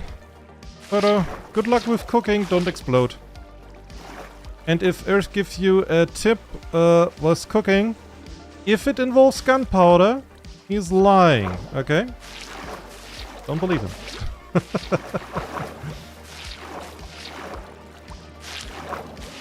So, have a good one, my guy.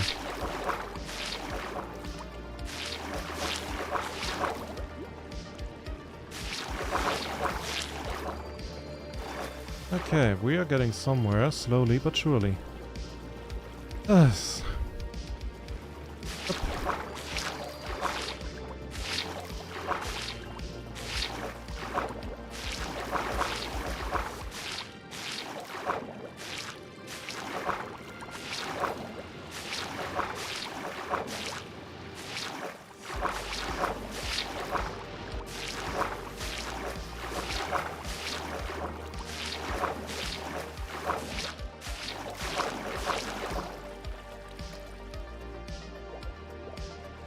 Oh.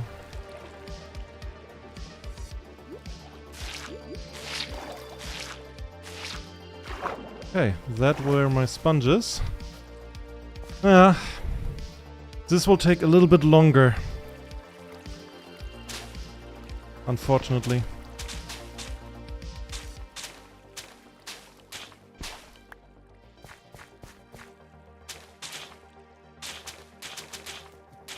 Yeah, I should stay with 5 or 4 size, wideness or whatever.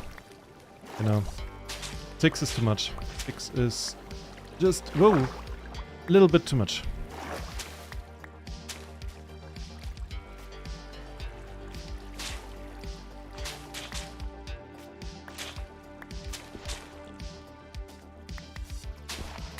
Don't think that low of me. I just light up Swiss diamond. I light up stuff with diamond fuses. Okay. I guess Puro has just to watch out if he sees you running around with dynamite. Yeah, and if somebody sees somebody with dynamite and says, Ozzy allowed it. No, I didn't. I never did. Ever.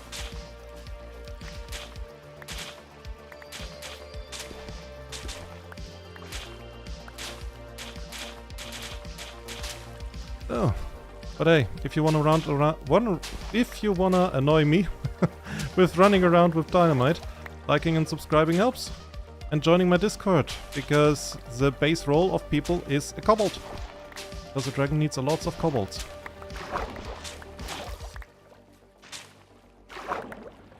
Oh.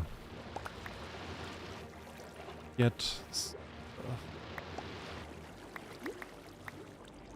Oh, yeah, this one will take a bit longer than the others before, but I think we can do it. We just need like 2 or 3 runs more to clean this place out. Was really this the amount of sponges that I went in with?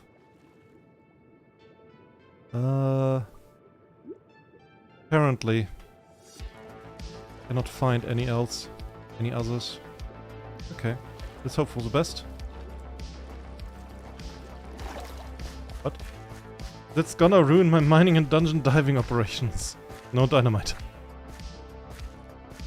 You can get good armor, you can get weapons. You can... get bows and OP arrows. But... Not the other stuff.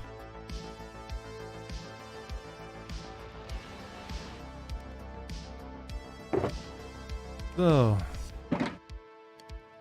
1, 2, 3. 1, 2, 3.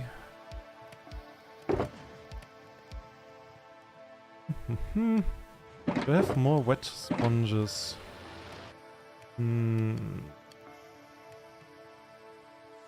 Not working out. So. But all of that... Yeah, all of that stuff here is going out already, so let's put in another. Okay. So. Do you know what a borax is? I guess something very boring, and that is now linked to me, which I would find insulting. Oh, what? What is it?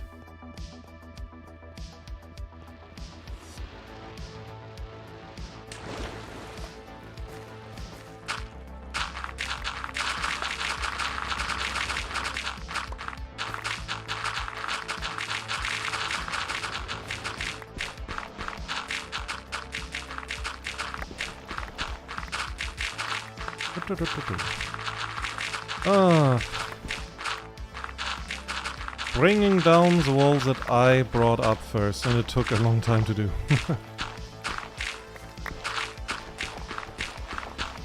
Huh? What was that? Okay. What?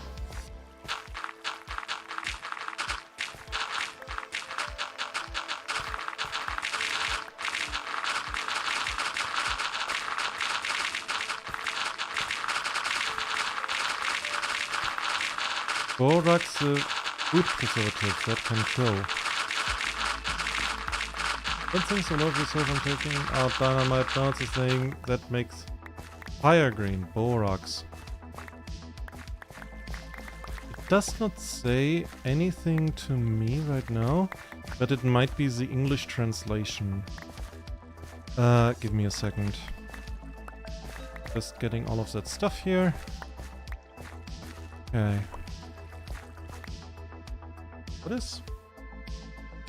What is that? Borax.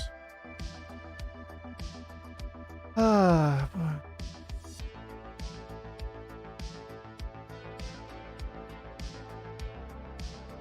Borax. Bosaurus natron. Ah. Okay, yeah, that is something that I know. Natrium borat. Yeah, it's a crystal.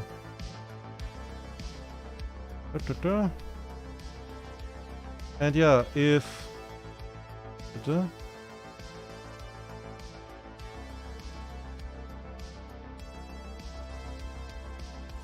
Okay, yeah.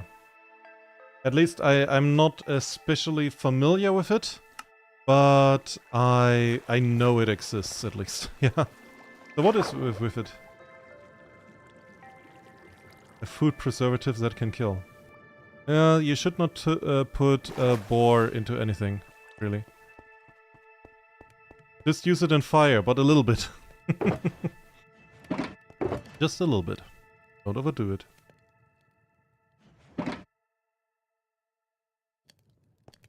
Oh, that stuff is still cooking.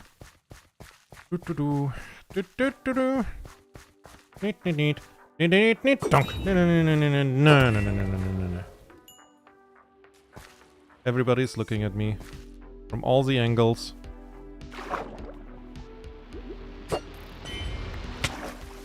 Ouch.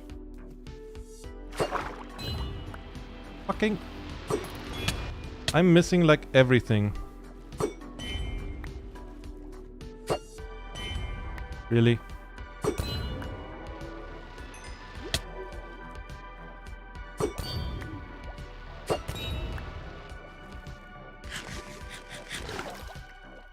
Once again, it makes fire green. Yeah.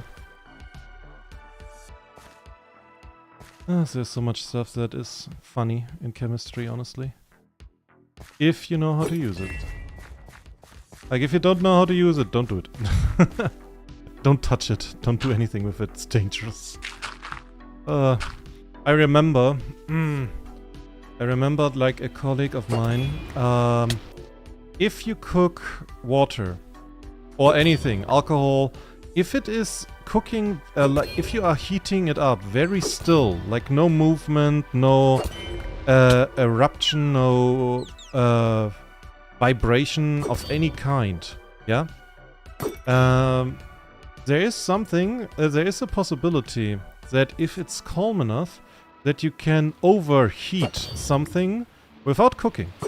And if then you introduce movement, vibration, anything to it, it will very, very quickly cook. Loading, by the way.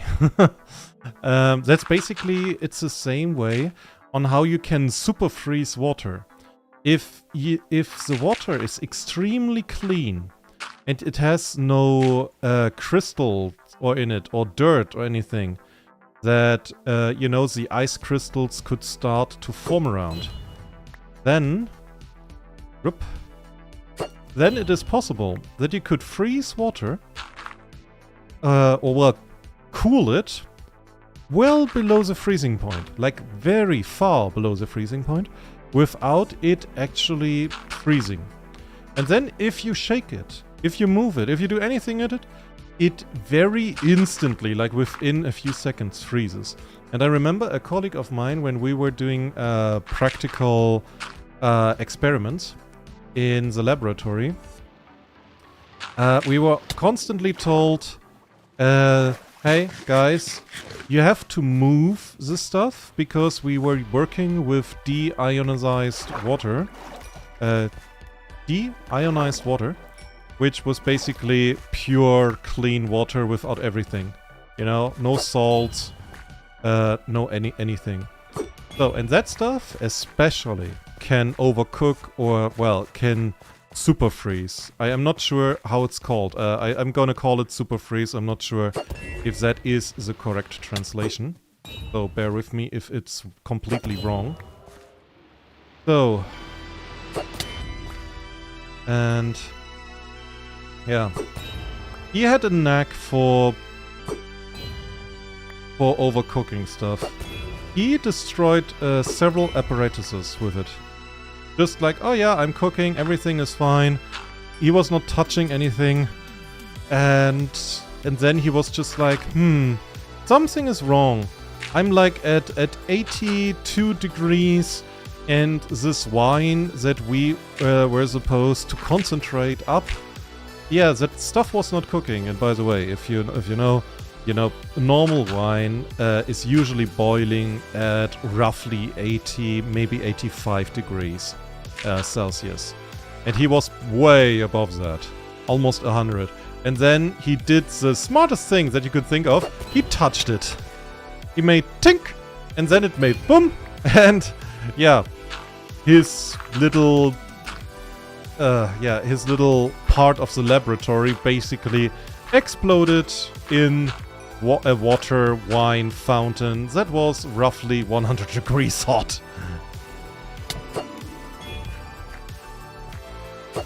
Touches is still 100 degree water, yeah. If you, like, as you know, water boils at 100 degrees, and there is like even a way where you can measure how much of the water will basically instantly boil.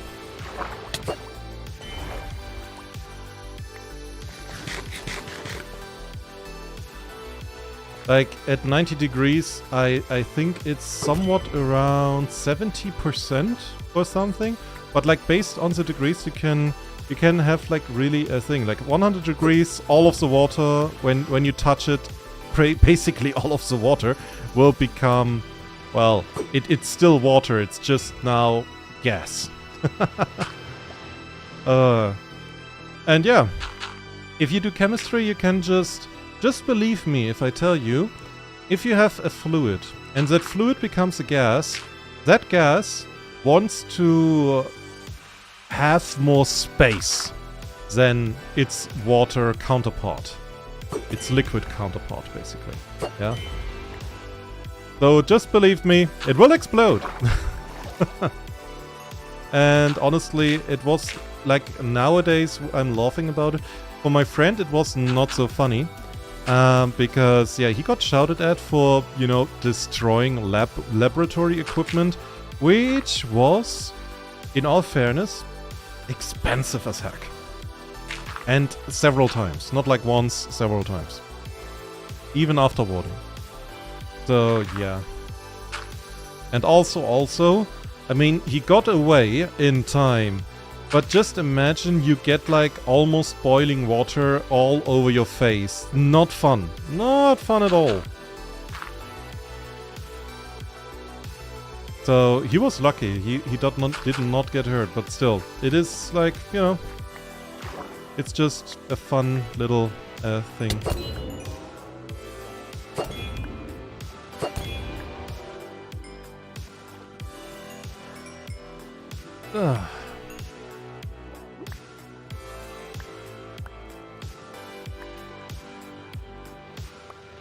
I can have so many cats if I want to.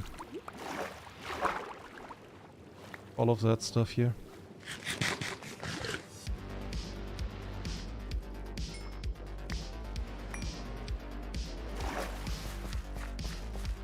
So, okay. It.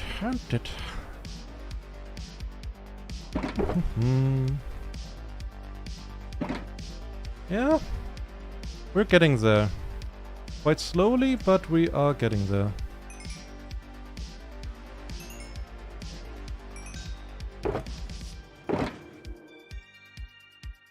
So, okay.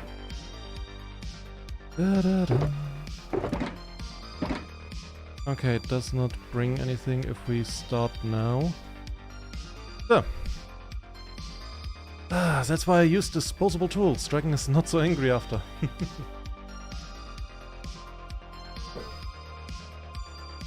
Yeah, but still. You know, distillation columns, even cheap ones, are pretty expensive. Because you have to make them out of heat-resistant glass. So, yeah. Whatever you do, if you explode one of those, whoever owns them will be kind of mad. They're still expensive.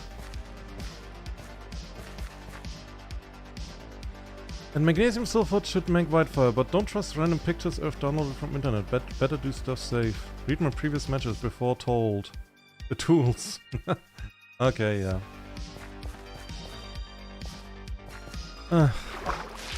That's what you meant. But still, my point stands.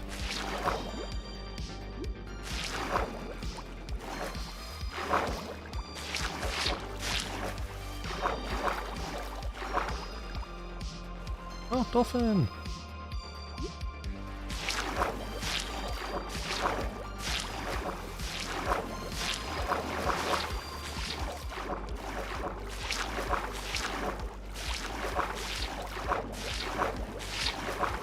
So.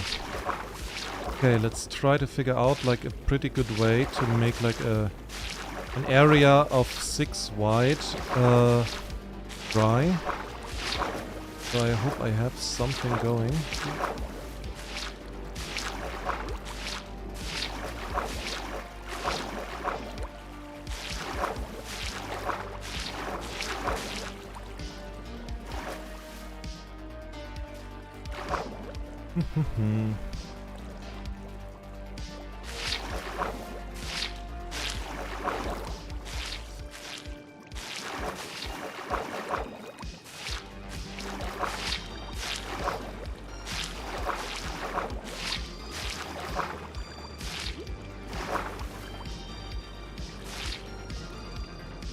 Next.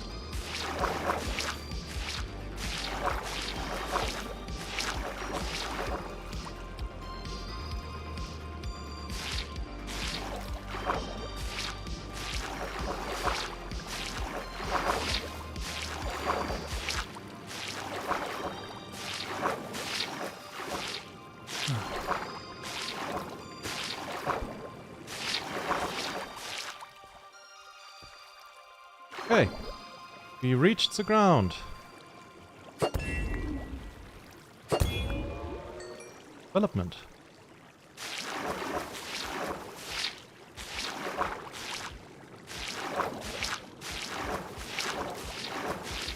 So, up, up.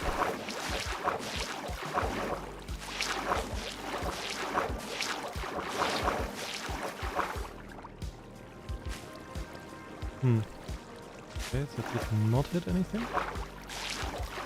That's better.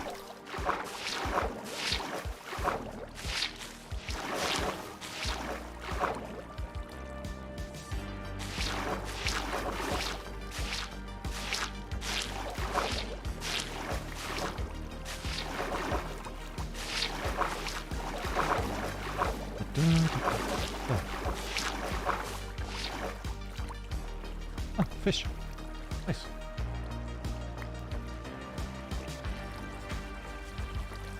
Okay, and the last stack. Let's see if we get down once again.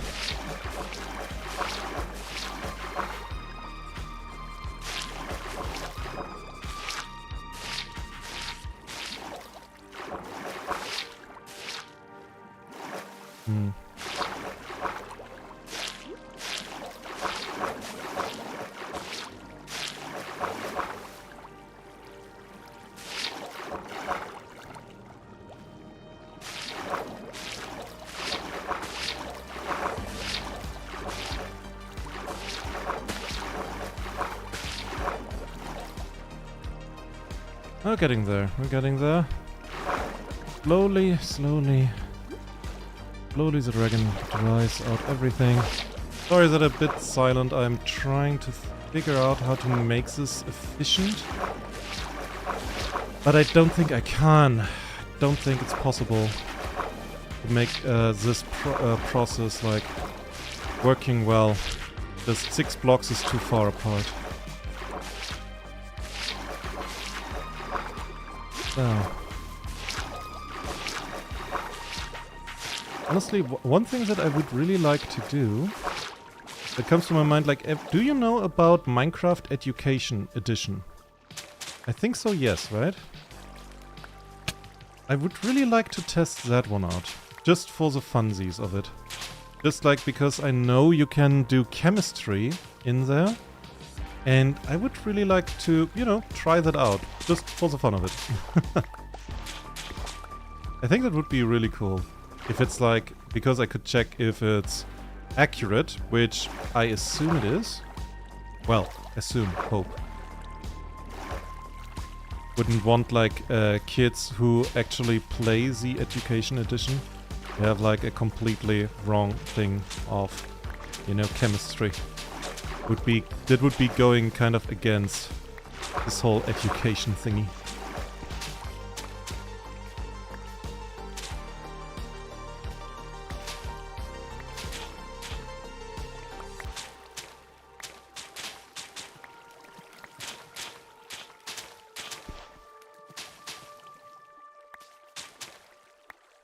So, up.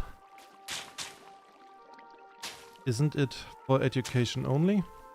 You need to special access as have a special access. Yeah, that's the reason why I never played it, and I would like to. I would really like to. I know I'm not an educator, but you know, I like the idea to have like a specific Minecraft with, well, where it's chemically accurate and where you can do a lot of experiments properly as well.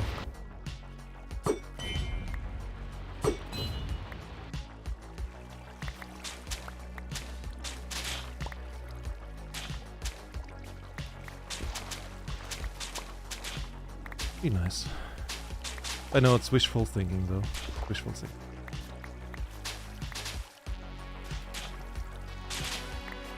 I don't even know, is there like, I have the hunch that there is a, it's forbidden to stream Minecraft Education Edition, like, because it's for education and access, or something, I don't know.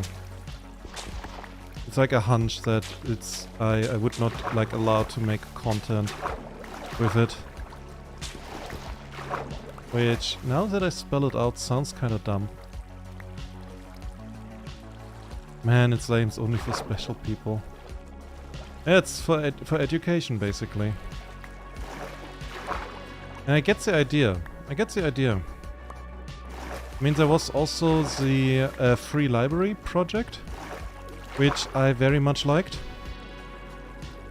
Which basically was a Minecraft map where somebody built a massive library structure on an island.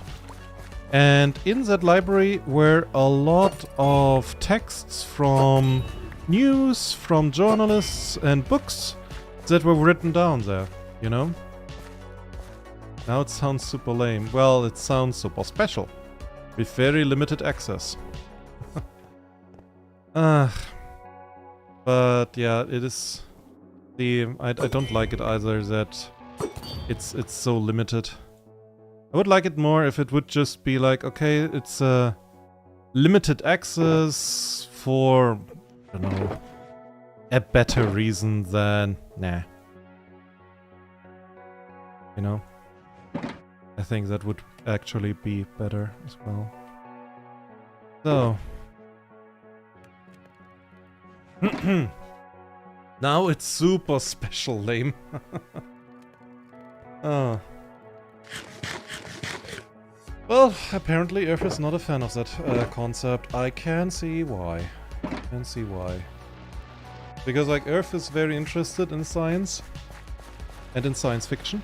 So yeah, understandable. Very understandable.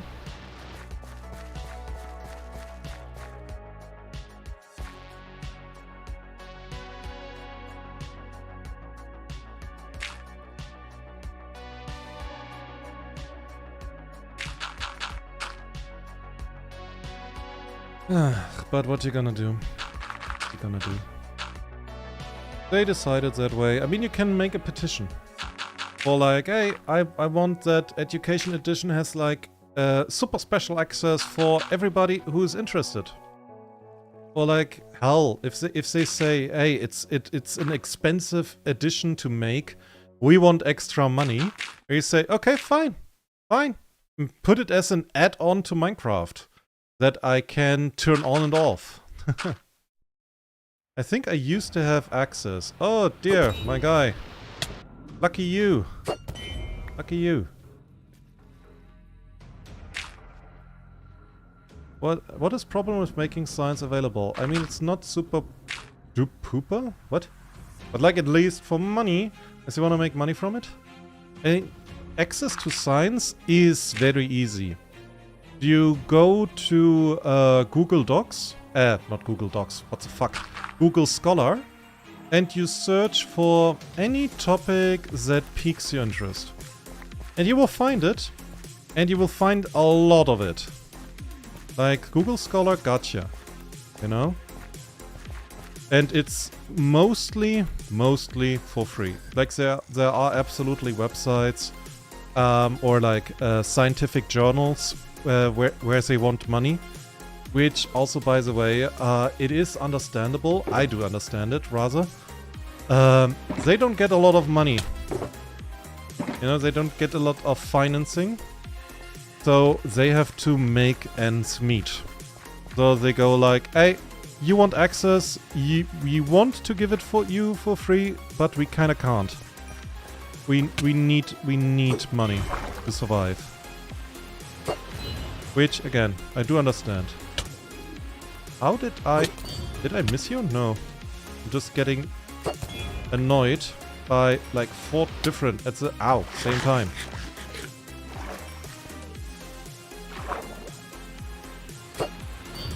Fuck. Double fuck. So, where are you?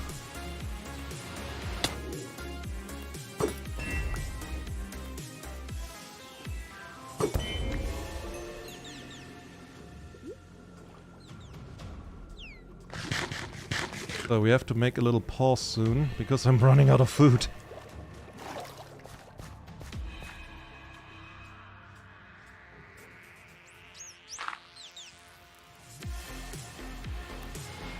But think about the children. I'm a nerd, probably would be happy even back then, but others not.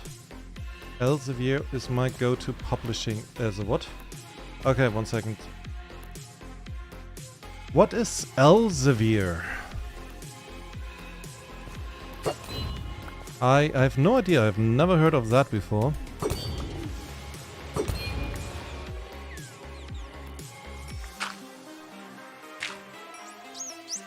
So, think about the children, I'm gonna nerd, I would probably be happy even back when others not. Well, also learning playing is kinda easier, absolutely. Absolutely, that is true. That has even been scientifically proven. So, research publishers made income from publishing scientific research that anyone wants to publish from them with a huge fee. Yeah. But again, like, those publishers, I'm pretty sure that the margins for books about, well, scientific stuff, the margins of making money there are razor thin. They have to look. Elsevier is one of the largest publishers of paper. Honestly, I don't know publishers from that kind of stuff. Up.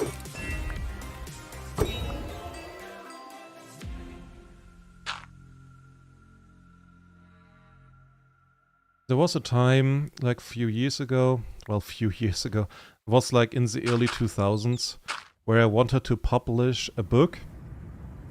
Several times, several books, and I had no chance. Back then in the day, I was researching publishers. Elsevier is not in my memory. Random House is in my memory, or Heine. I mean, it was an adventure book, adventure fantasy, so I'm not sure if I even checked on Elsevier. But, yeah. That was back then. Sadly, I did not find any publishers that wanted to take me on. Back then already the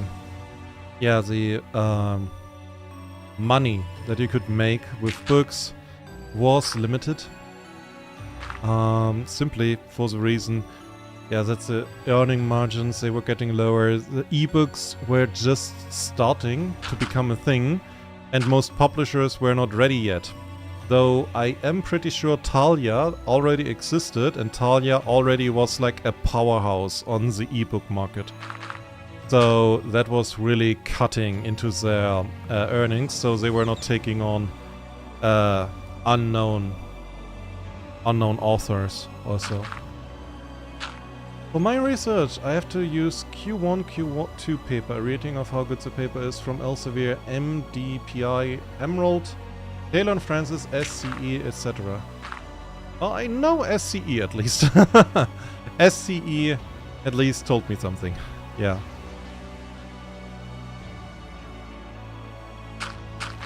No, but yeah, with that quality 1, quality 2.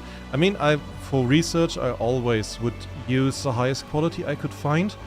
So my research from that would be better. Hi, Unlucky. How do you do, my guy? So. So we're almost done with that wall. Tomorrow I'm going to write my first public exam. Okay. Have a good one and good luck, my guy. A public exam. How do I have to imagine that? Like, sorry, I'm not in that high school or university thing, so I have no idea. What is a public exam? I really literally ran out of stuff. It's the last few. Ay. Oh, fair! Up.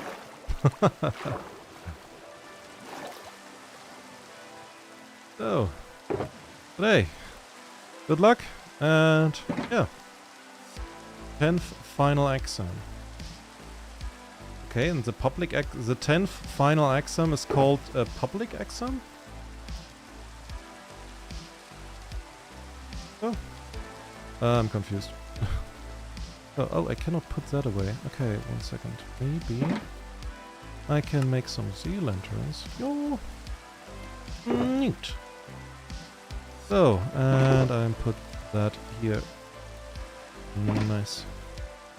Okay, now we're getting somewhere. Slowly, antagonizingly slowly. So, I need to get some food. So I'm gonna do that now. Also, I will need some glass. A bit. So, I guess I'm gonna get that as well. Yeah. Up. Hey dude, yeah. My guy, I have no idea, like, if you have anything.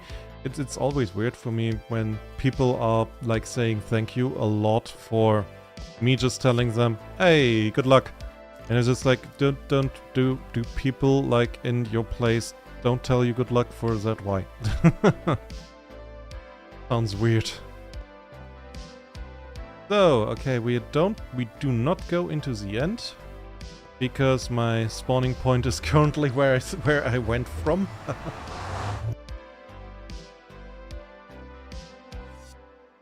So, good. Then I need some glass. I need to repair my trident. I think I also need to repair my wings. Why are they so broken? Oh yeah, because I was flying around. So. And then we are getting some food and some glass. And then we go back and continue. So we are having a little pause, right? Just a little pause right now. So, let's see how stuff is or will go. Flying around and finding out, yeah. Rather the others found out that I will be their problem. So, the thing is, we don't even need to go especially to repair. We can just trade with the trident. We just have to watch out that we are not, you know, hitting somebody.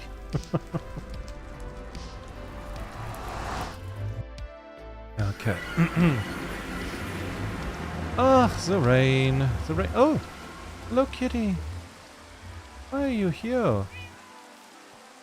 Kitty, come back into the house. It's raining.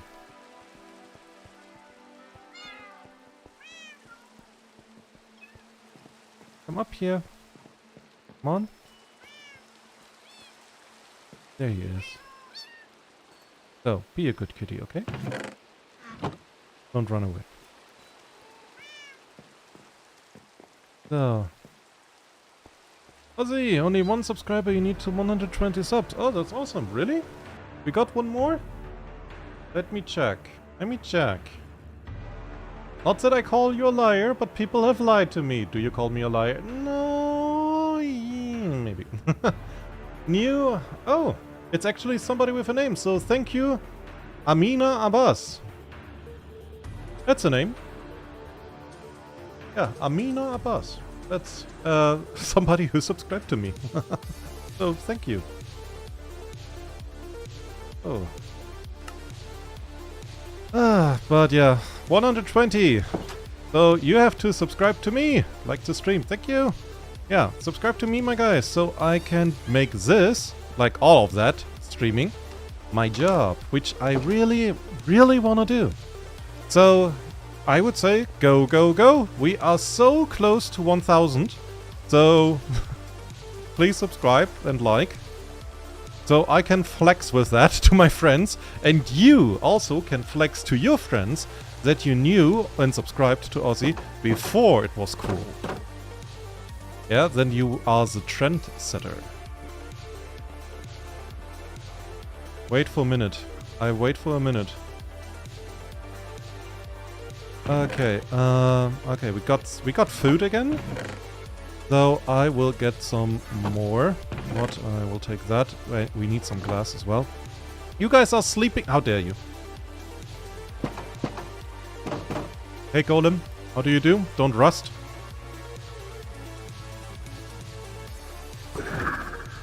Too far, too far, too far. Hey Golem, bye Golem. Okay. Hey guys, you wanna trade? You have no glass. Hey guys, you wanna trade? You have glass. Thank you. Very kind. Hey dude, you wanna trade? He has glass. So, getting some glass now from those guys here. So, we will need like an amount that is higher than the amount of gravel that we had. So I think I will, yeah, get... I think there will be a time between two streams. Well, we'll be basically here, just trading with these dinguses just for glass. I wanted to joke, but it sounded weird. So guys, come on. We have a bit of time. I have some emeralds. I repaired everything, so that's good. Oh wait, I have netherite hoe, netherite shovel. I still need names for those things. Eventually I will find names too. Yeah, that is the Bookinator, my guy. That is mine. Yes, you better go away. The Bookinator is mine. So, don't mind me. On it? Why should I not mind you? What is happening? Do you have TNT? If you have TNT, then I will take that away from you. You are not having TNT. What the? Did you follow me? You... Yeah, no, you're not my cat. Okay, not yet. Do I have fish? I don't. Okay, let's get some more. Close the door behind you, will you? Ugh. 120 subs. 121. Yay! I mean, hey, that goes fast right now. Cool. Ay. I mean, awesome. Let me check. Is it somebody that I have to shout out because it's like a public channel? It is not. Aw. But hey. If you don't have a public channel, not a problem. But hey. Everybody who subscribes, thank you. And please like and comment and all of the things that are in the analytics. Because, you know, I need people to know. And YouTube, oh, that's the holy cow. It's still there. How it is still there? Why is there another one? In any case, yeah, I need YouTube to know stuff. And only views, sadly, is not enough anymore. I know it. I sound like a beggar because I am. But, yeah. So, I'm hoping to try streaming again. OMG, sea cow. Yeah. So. Yeah, this is my brother channel, Lucky Boy Gamers. Well, your brother has also a channel and it's called Lucky Boy Gamers? Okay, that is outright consistent. Or, wait, is he stealing your luck? Because if so, you should maybe have a little chat with him. You know? Luck stealing, that is, it's kind of arcane. Kind of forbidden. People were burned for this. So. No, not you? Yes. But hey, peak Minecraft. We are buying glass. That reminds me of... God fucking hell. Like, when I will have to go back here and literally buy several chests full of glass if I want to make, like, the build around the sea temple that I think of. And I just remember, like, Technoblade sitting in the Hypixel shop, buying ice for 10 hours straight. I'm having fun. I left college for this. Oh my god. No, just for fun. Okay. No, just for fun is good, yeah. Legend never dies, no. Sadly. I will not... I know he is currently having his 101 with God. But it still means that it will take a significant amount of time for me to meet him eventually. Which I'm very sad about.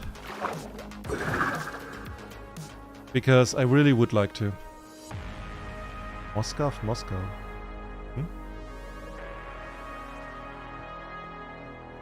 So, do we have anything that we don't need? We have the food, we have glass for later. Okay. Go.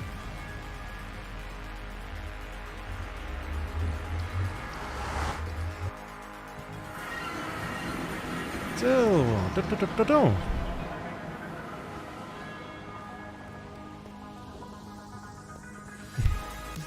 I'd sing along, but I don't know the words because it's German.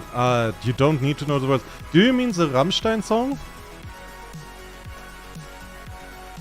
Because, yeah, the Moscow Rammstein song, oh, that one is good.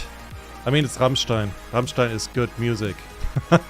It's also funny that everybody is singing, like, you know, if you know German music international, you either think of Schlager music, which is absolute shit, or Rammstein, which is absolutely godlike, and there's no middle in between. You don't know the so la la, the kinda good or sometimes kinda bad stuff.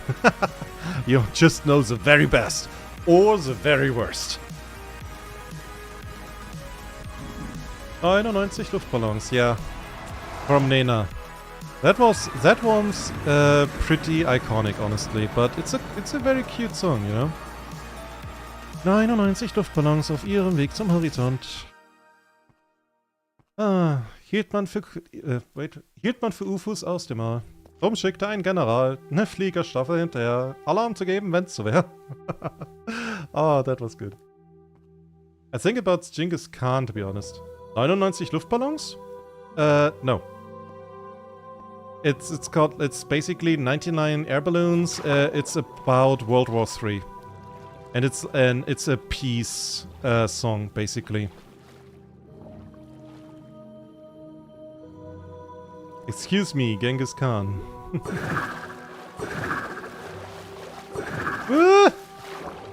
Too far? So, okay. We got some glass. Yep. Okay. Okay then.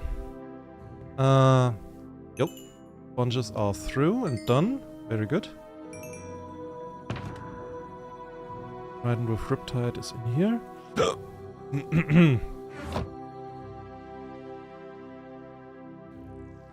So, and because I want to keep this part here busy, 1, 2, 3. 3, 1, 2, 3, 3. So we need more cooking materials. And I'm honestly, right now I forgot to bring... Oops, that's the wrong thingy. I forgot to bring some stuff. So, okay, let's continue. Moscow. Genghis? What? You guys changing topics too fast. Ah, dear. Yeah, but I think about Genghis Khan. So why do you think about Genghis Khan? In what regard?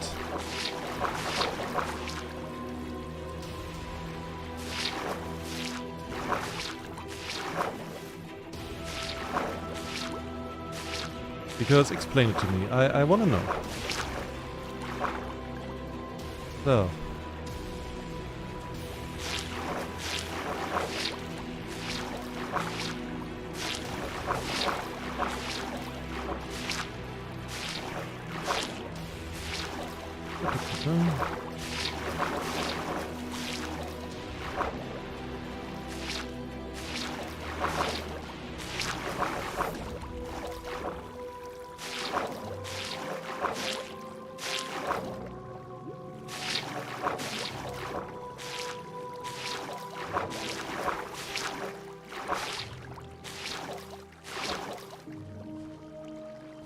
And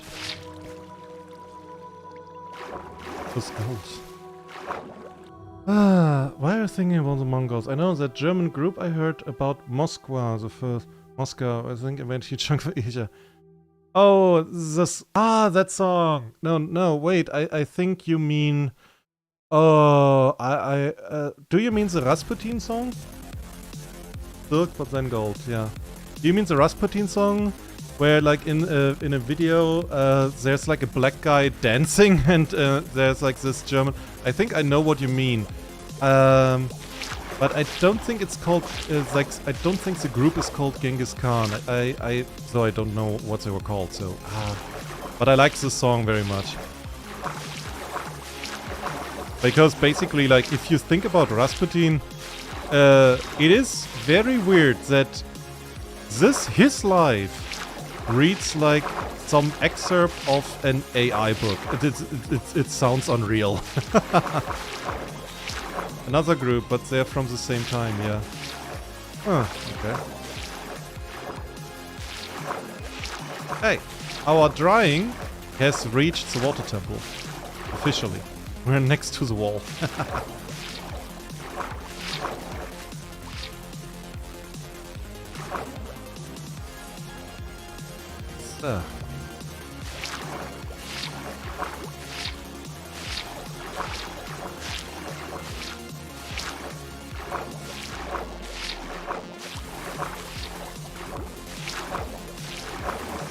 that was very bad, very inefficient. Ooh. There's... Fuck. Really?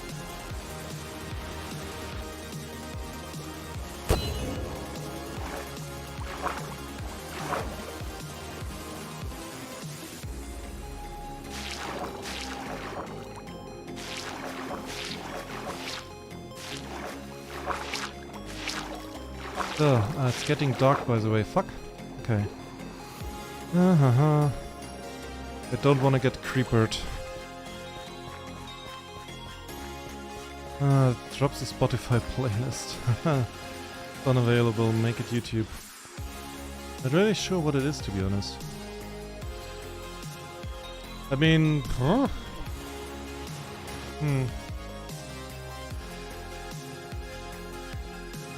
I have no idea.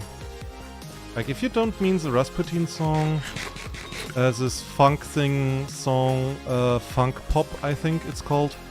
I'm sorry, I don't know exactly what you mean.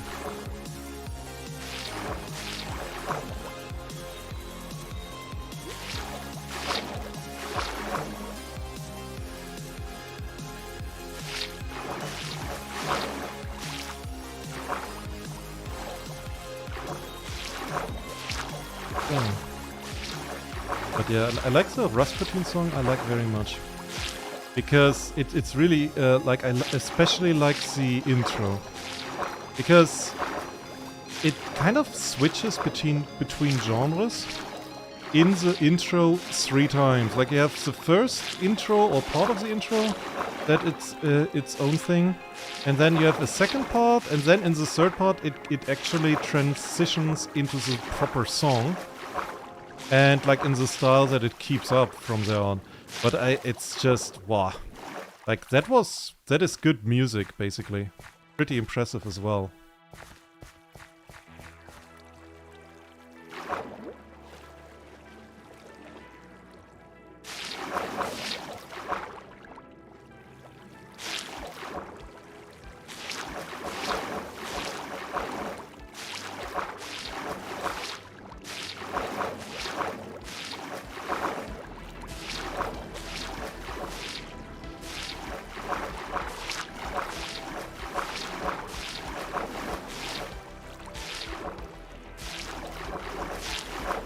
Okay, so that was everything.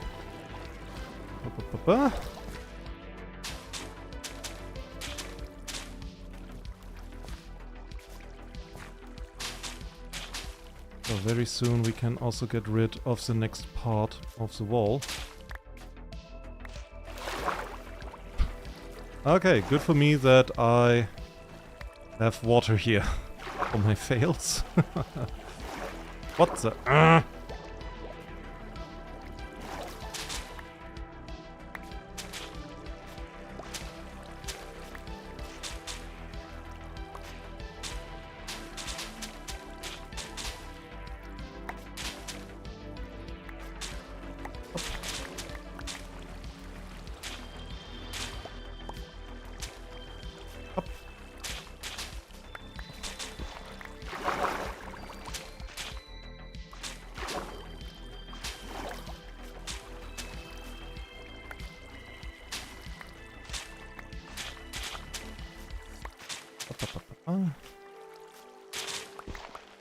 Your profile pic is in skin color. You meant profile picture because there's another on it with blue thing on picture. Sus. What logo? Among Us. On it, just very fair question and don't think anything about it. Do you happen to be from a place that is called Humansville? Where a lot of humans live and do a lot of human things. There's also a human street. Just asking. So don't think anything about it. I don't know what you mean. And suddenly he has his logo back. What the hell? How many Onnits are there? And how on it are they? Am I on it? I hope not. I like to be Aussie. Look, it's fine, chat. Oh, look, it's fine.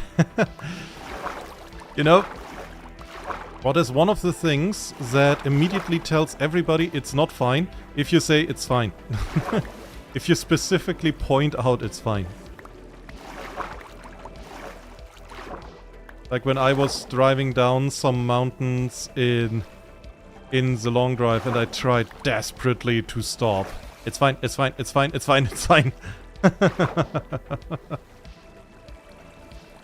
It's fine. Remember, I have splash damage. Oh dear. Earth is getting out like the big guns immediately. Be afraid. I have dynamite. So. Okay. Oops. Da-da-da-da. Oh, how is that looking? Takes a little bit.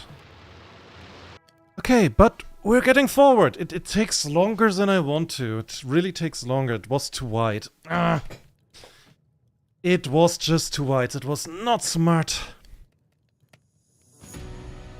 Oh shit, let us do it again. Let us do it again? What? So. Okay, let's wait for a second. Let me just get a drink.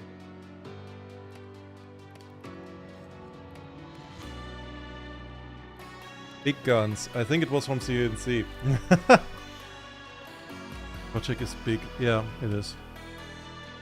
I mean, cleaning out a water temple, drying out and cleaning out a water temple is, yeah, a big project.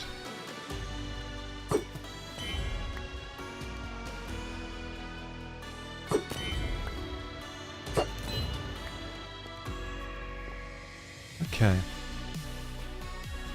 So, let's wait that we get the dried kelp. I need more cooking material. So, because yeah, that kelp is running out. Not good.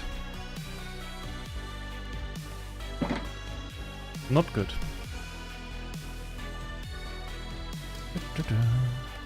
You. You. And good. So, pa.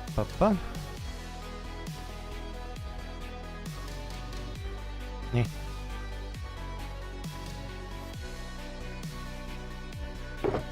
Oh.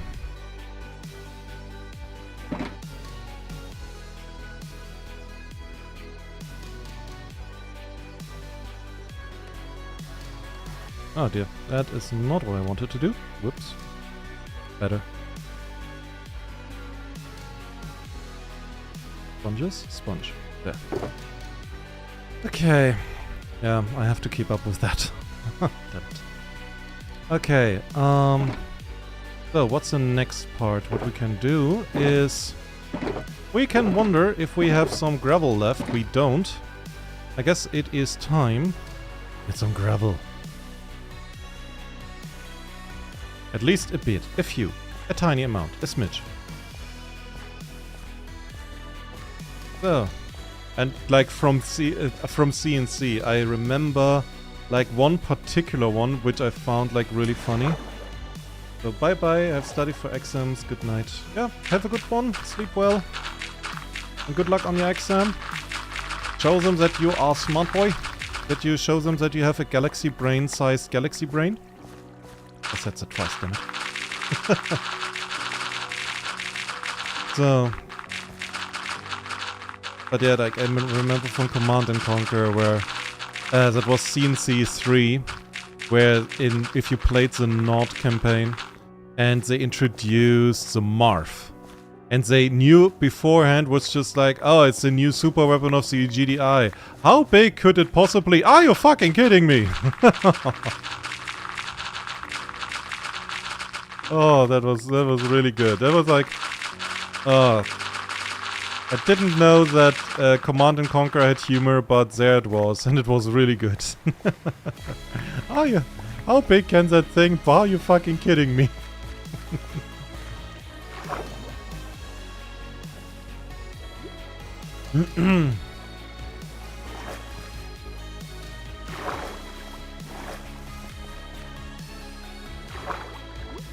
So, but yeah, we have ran out of gravel. Literally. I'm not getting new one. That's not happening.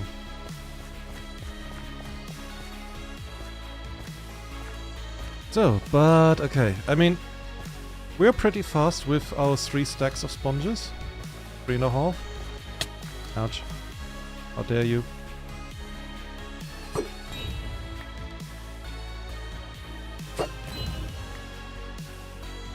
So yeah.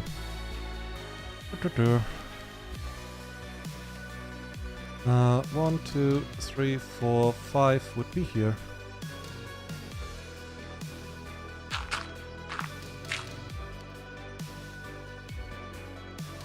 So, bigger than mammoth, cleansing operation and process. Yeah. Yeah. I also liked very much, and I think it was from Westwood, their take on Dune. Like when they made, I think it was it called, wait. Was it Dune 2000? Like, Dune 2000 was absolutely fantastic, but I think they also made Battle for Arrakis.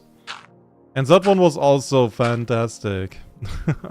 Like, you had a tank there that when it exploded like a nuke, because it literally was powered by a nuke, was also the strongest tank in the game. And when you clicked on it, it sometimes said, radiation strong, but not dangerous. I think it's the same Dune. But if I remember right, Land in Europe freed Zocom. So thumbs up for them, to be honest. The Zocom, if you mean those from CNC3, the Zone Command, Land in Europe freed Zocom? Oops. Rocket. Accident rocket. I think like in Command and Conquer, the Zocom is like short for Zone Command. And that were basically the part of the GDI that were made or that were working specifically in regions with a lot of Tiberium. Because it was so hazardous for humans. Radiation kills only enemies. I would like a study on that.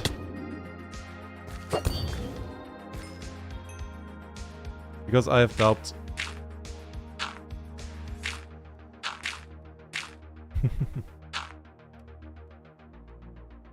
So, but this will be a long project, honestly, still. Like, we're almost 3 hours in now, and I think I can make another hour, maybe 2, with a bit of luck. But I think like also my endurance is very slowly waning. And Europe had a red zone that was cleaned by Zocom. Ah, that's what you mean. That might be correct, I think so, yeah. I mean, they were pretty successful. Like, Zocom only good guys in GDI. I think the GDI were the good guys. Of course, they had problems, but they were the good guys. And they wanted to clean up Tiberium, like, completely.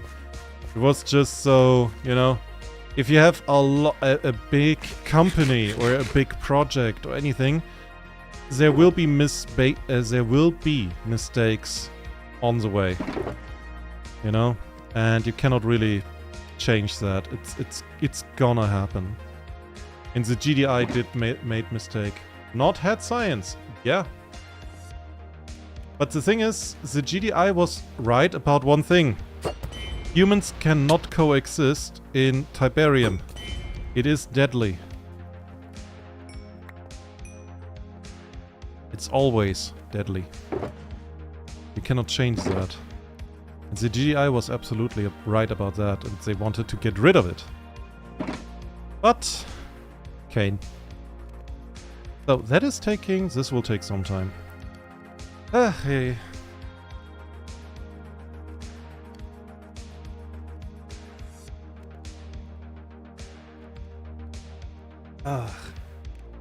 But yeah, Command and Conquer. Oh dear. Command and Conquer was... that was awesome. But they sit mostly in the blue zones, yeah. As I said, there are mistakes that the GDI made. They should have been more aggressive. Like the plan, as far as I understand, the idea that the GDI had, in the most part, was to, just save the blue zones, be like very adamant in defending it, but just slowly approach yellow and red zones. It depends also which Command and Conquer you mean, because there's a timeline there, you know? And I think in Command and Conquer 1 and 2, the GDI was far more aggressive, but the thing is that over time the Tiberium was winning. So they were basically cutting their losses. Either they could help a few, or they could help like a few a lot and keep it safe and clean, or they could help a lot of people very little, which is not good. The GDI should invest more in Zocom than Steel Talons. And the thing was, Steel Talons were those guys who were basically military, right? The problem was and is, I think, not. Because if you have literally a major faction in the world that has suicide terrorists, it makes sense that you have like a military arm that is no nonsense, fuck up the terrorists kind of guys. You know? And so I do get why both existed. The problem really was that GDI, like the GDI had grand ambitions, but they never had the money for it, the resources. They didn't. And even that, I know GDI was rich. They were rich as fuck. Does not change the problem, really. Doesn't change it.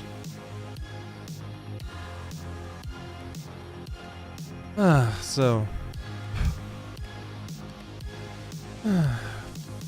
But yeah, what you gonna do, you know? I find the same thing when you have like a rich dude, you know? I'm not for capitalism, you know? I am for monarchy. Go figure.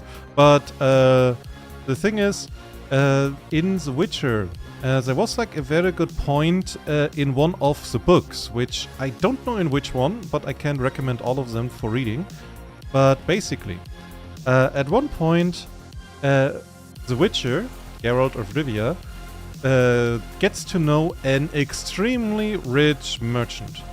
And at one point, Geralt asks him if he doesn't, you know, if he ever thinks about the poor people. If he ever thinks about, like, the people who starve literally on his doorstep. And the rich guy says he is helping people, but not a lot of people. Because he could spread his money to literally everybody, and he would help nobody. Because if he would try to help everybody, he would end up saving nobody. Or he focuses on a relatively small group of people and helps them actually. Which, you know, makes sense if you are in that kind of bad position. That you can help only a few people, it is better than nothing. Though, if you feel bad about it, you know, that, you know, have the idea, I should help more, I should try more, understandable and good, but, I mean, you're trying to help people. That is already something.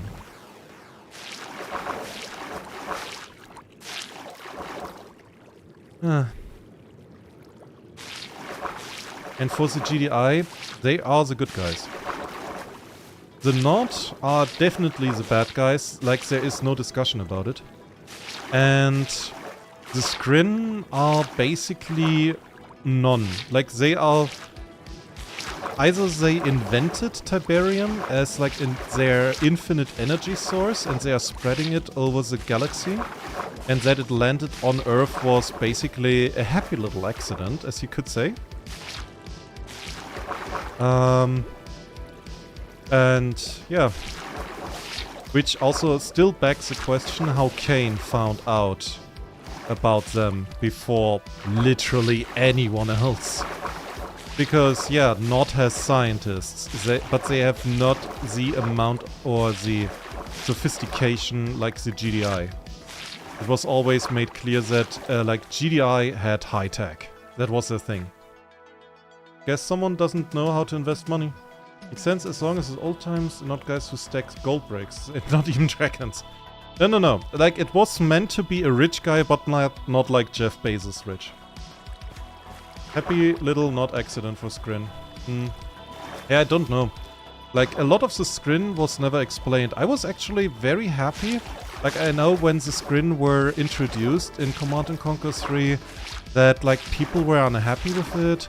Because, like, hey, 2 factions, it was always 2 factions, why a third? I was actually very happy, because, like, the Skrin, the tactics of the Skrin was very unique. And I liked it, you know? Having a faction that is mostly focused on air. And the funny, well, or funny, not really funny, but rather concerning part is that the Skrin faction that you see there, that is just the security for the guys who are there to collect all the Tiberium. Like, they are basically the mall cops. They're not their actual military. And I liked the idea of, like, hey, the Skrin will come. And they will bring an army. A real army. I like that. I like the idea of that. I'm pretty sad about, like, how, yeah. Well, pretty sad. I'm actually, I don't know. Is it resignation, you could say? What happened to, thing. I forgot the name. What happened to Command & Conquer? Thanks to E. I'm not saying the name properly. It doesn't deserve, like, that company does not deserve that. Huh? Is there a fucking slime chunk here somewhere? Why I hear slime?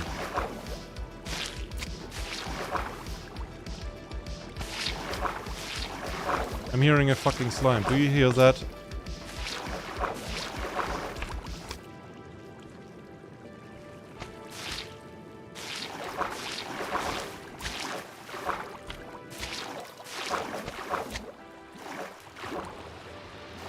Okay.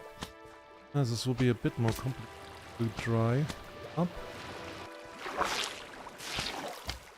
Oh, that's better. Okay, done with EA, yeah. Also, Tiberium squeeze every mineral from underground, so like, come on. Plus, it was Nod who invented getting stuff off it. They did? Okay. On the other hand, the GDI invented the stuff to get rid of Tiberium permanently. Also, again, Tiberium kills virtually everything that it gets in contact with. You know? That is... You know, I know it's high-tech and stuff like that, but it is still not good.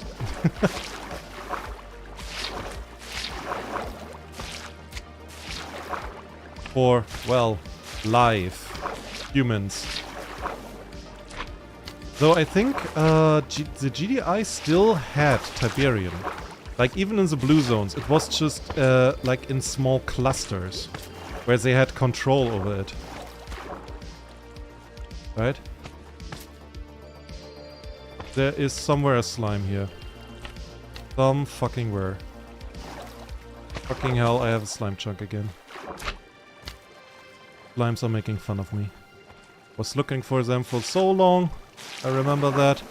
And now they're just showing up when I'm not looking for them right now.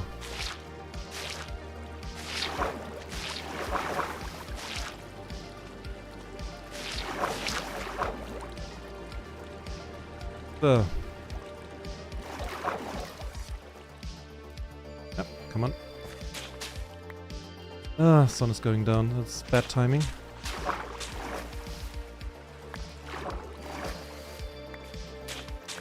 Okay, let's hurry up. So that an eventual creeper cannot see me down here anymore.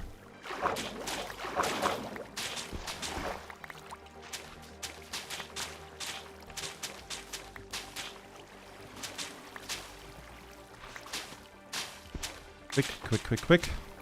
I saw that quicker already. Come on.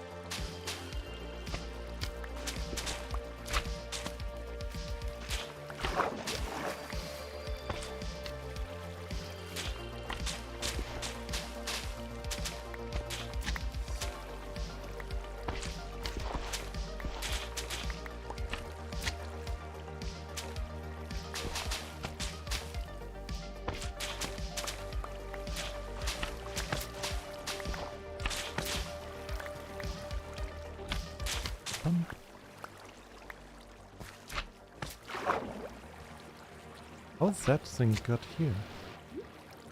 Huh. Yeah. Hi. So, this here is somewhere a slime chunk. Okay. Gotcha.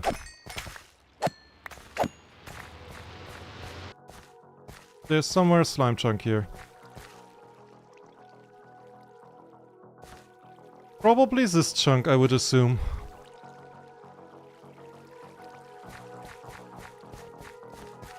Not invented the infusions. Mostly mutates and kills, but yeah. I mean, yeah. I don't care what really it does before it kills. The point is it kills.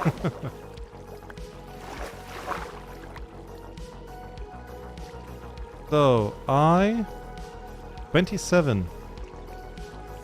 That is not making a lot of sense. There's a lot missing here.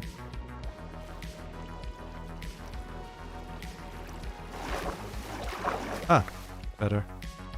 52. Okay. One chunk.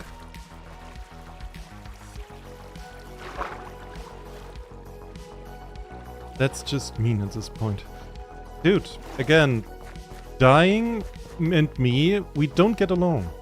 Okay, there's a good reason that when Death invites me, again, to one of his birthday parties, I don't go there.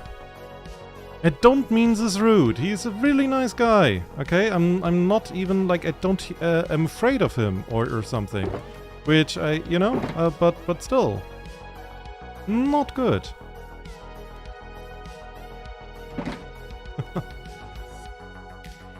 I mean, it's slime chunk. Okay. Yeah. But I guess that's a game. That's Mojang. That's doing that. So, we're almost done.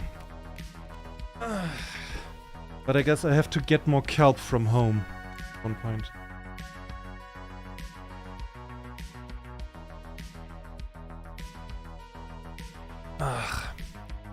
But I will give you one thing. In Command & Conquer 3, playing or not? Yeah. That is fun.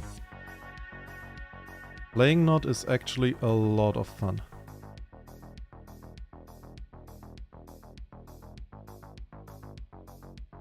So.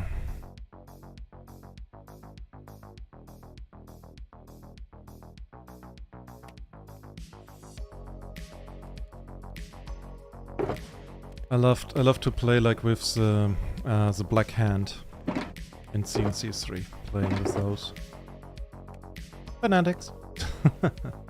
Fanatics, of course. But hey, you gotta keep busy somehow.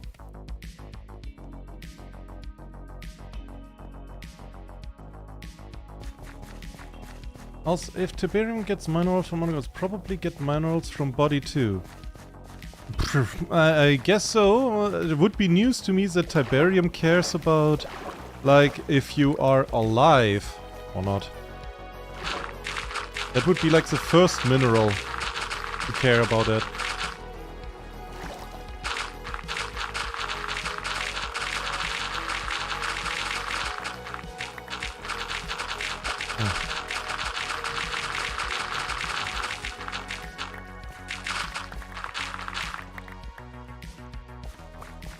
Up.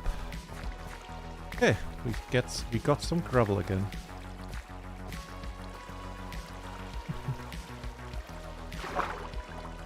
So this is the underground of the temple. Well, okay. Okay.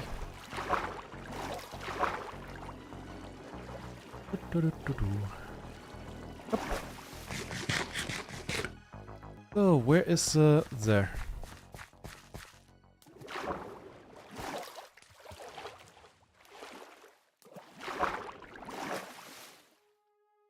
So, okay, shooting once, twice, shooting.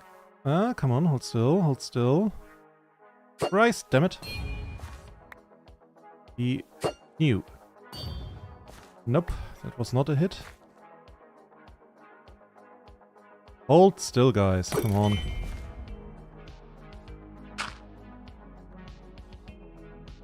So. But yeah, like, if I remember correctly, like, for, that, yeah. Like, I think that was also Zocom, or the GDI in general.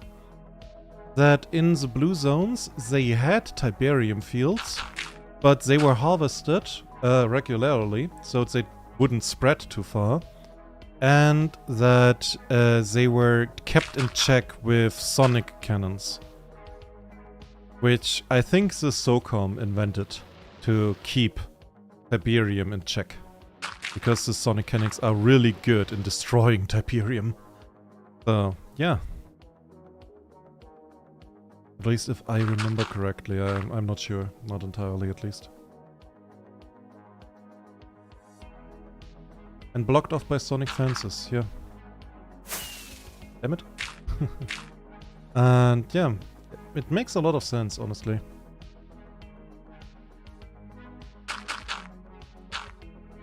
And again, I know GDI, they were far from perfect. If you have like a very big group of people that want to basically save the world, even in the best circumstances, there's a lot of fuckery happening there. You cannot really change that.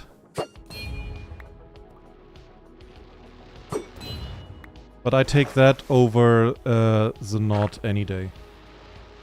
They invented the math. Yeah. I'm saying the Zocom are the only guys who did stuff. No, that's not fair. That is not fair. It's just that everybody did their own stuff with varying degrees of success, I would say. Like the Steel Talons, they were basically old-time military. They were there to find Nod and keep them down. And Zocom was absolute high-tech. Zocom was, hey, we're fixing things. Permanently. If we have to. And yeah, if you have like an elite group that whose job it is to find new solutions for Tiberium, then yeah, apparently those guys will figure out new solutions for Tiberium. Like the Marth was also a solution for the Tiberium. And yeah, Steel Talons, that was not their job. Their job was not to invent. Their job was to find Nod and to beat them. Yeah? Beat poor guys from Yellow Zone, what a noble thing. It's not about the poor guys from Yellow Zone, it's about Nod, and that's not the same. That is not the same. You are on the side of the bad guys here. So, okay. Now we have to wait a little bit here for the sponges to be unspongified, to be unwetted.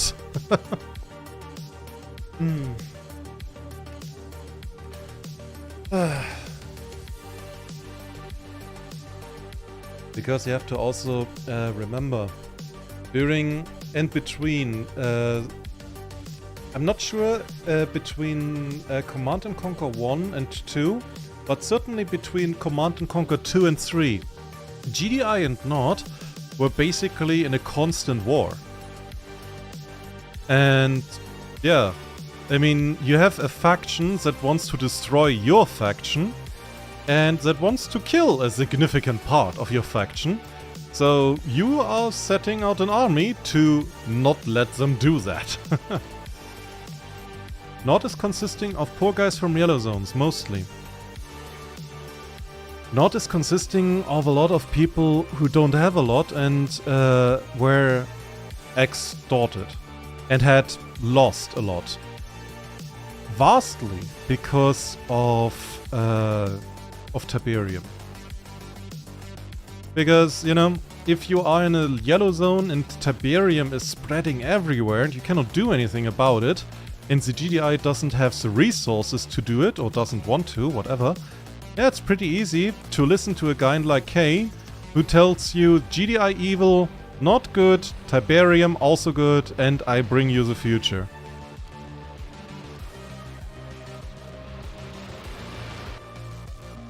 Honestly, I still sympathize with the GDI because they were the guys who were stuck. They had to fight the poor guys in the yellow zones.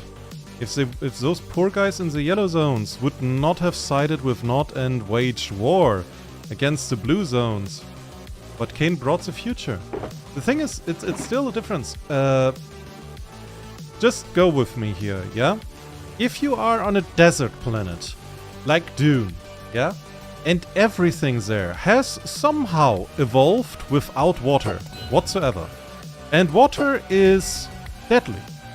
For you, for everything on that fucking planet. And then you, there's a guy that we call humans, and the humans bring water to you.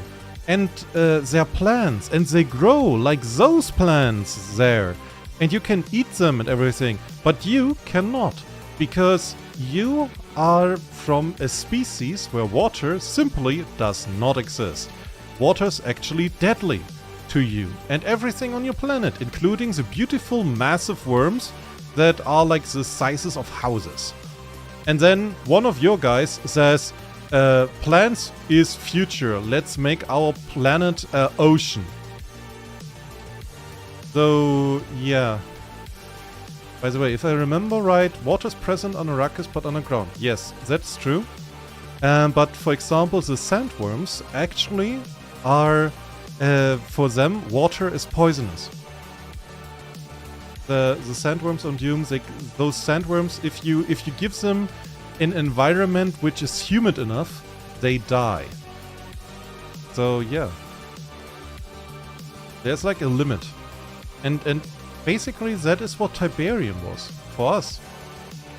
Yeah, sure, Tiberium will create a different planet, a different thing. It does not change the fact that literally everything will die. So the GDIs, yeah, they had their flaws, but they were the good guys. Still. Because if I think about, okay, I don't like GDIs, the GDIs are bullies, the GDIs are putting down the poor people. But being alive is still better than being dead without the GDI. You know? Like, being dead is not a future. It's just the end.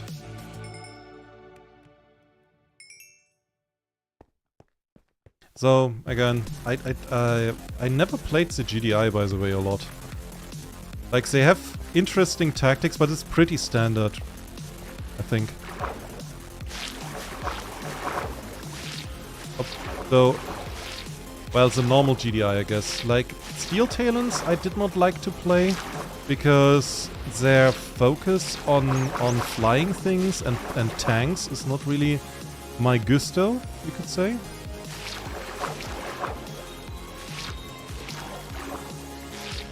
But yeah. Docom I liked very much.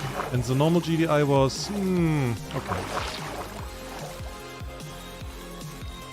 So, but how would it look differently? Plus there's Skrin and Kane was aware about them. Yeah, the thing is, Kane didn't tell anybody as far as I know.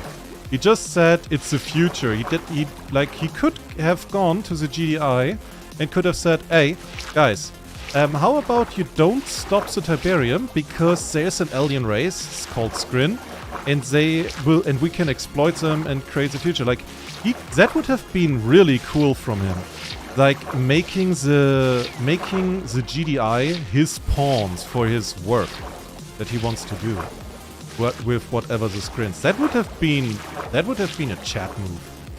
But no, he was exploiting the poor people against the GDI. Like, that would have been cool if he would have made it so that he's like the lead scientist of the GDI and that he sold even the GDI this whole it's a future thingy.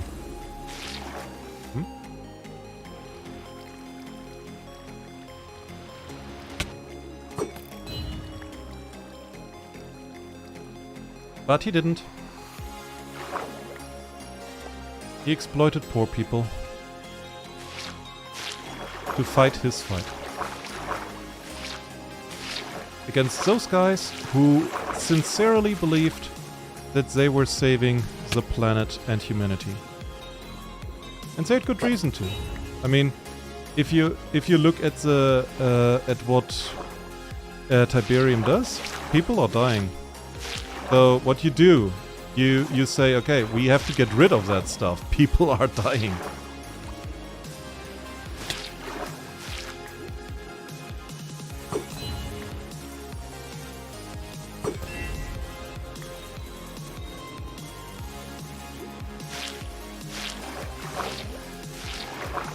Like, for example, I think a good example would be from Red Alert 2, Yuri.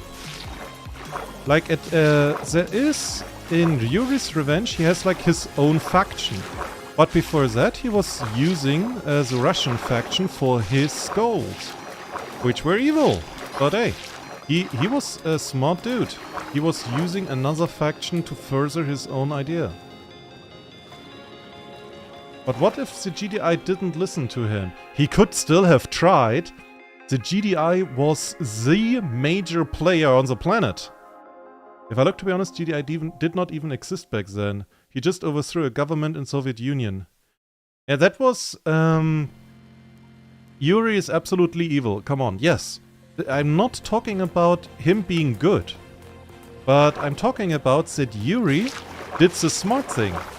He had an evil plan, and instead of immediately overthrowing a government, and by the way, this whole Kane overthrew Soviet Union, that was in Red Alert 1, but that was retconned. That was retconned. Back then they were not having it so much with cannons, it was just for like fans of as a classic Command and Conquer to make like, hey, look, it's Yuri, it's Kane, you like Kane, right? Right. And I mean, it worked, absolutely. It was cool. But that was retconned later.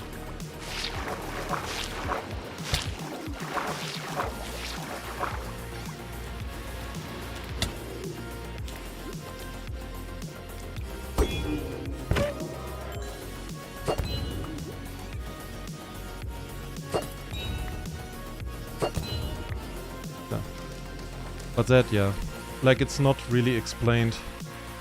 Yuri had psychic powers. What did I return to? You did return to us discussing how Kane would have done his stuff in Command & Conquer better. Just nerd talks. Right. And again, it's not about Yuri being a good guy. He wasn't. He was so fucking evil. But the thing is, there's no hint of him using his psychic powers against the Soviet Union president. There's no hint of that. As far as it's shown and explained within the game, that guy, like the president of the USSR, was absolutely aware of his actions and had his control over himself. Until, like, you know, Yuri betrayed him.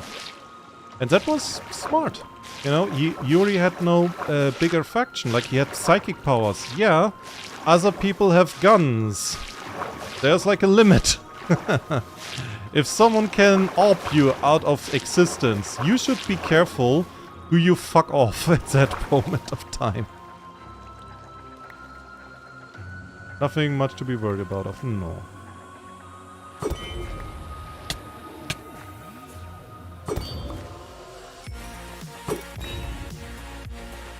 So.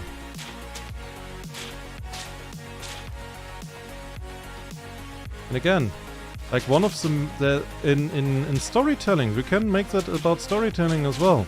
If you want to have an antagonist that really challenges the protagonist, the antagonist should be good in stuff that the protagonist usually also is good at. But the antagonist should be better.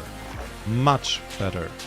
And like one of the interesting parts there is Cain is always shown as very intelligent, very cunning. So, and of course, he is in, if you play the GDI, he is the main antagonist. He is the tactician you are playing against. So, and if the AI is, you know, working kind of, yeah, then it's good. That is good. And the thing is the same with Yuri. Yuri's ability is to be intelligent. It's important as an antagonist, yet your antagonist in a strategy game is intelligent. That's his main characteristic. That same would be like if you would make another Marvel movie. And just let that sink in, like, oh god, you have to make a Marvel movie. Oh shit, poor you. So, in any case, and let's say you have to make like a movie about the Hulk.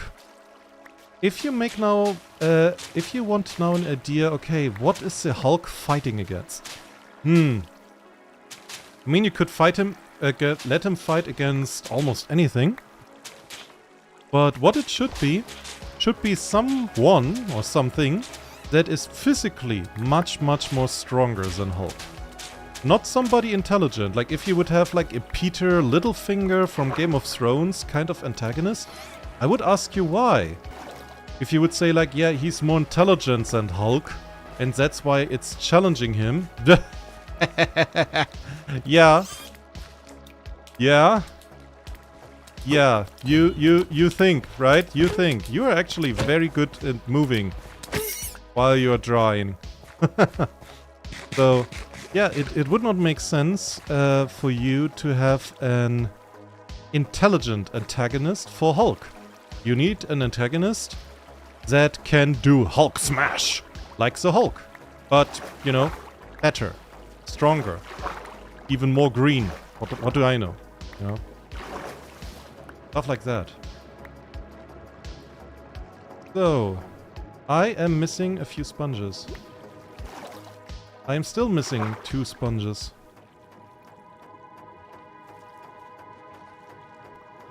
Where are they? Oh? Somewhere in here?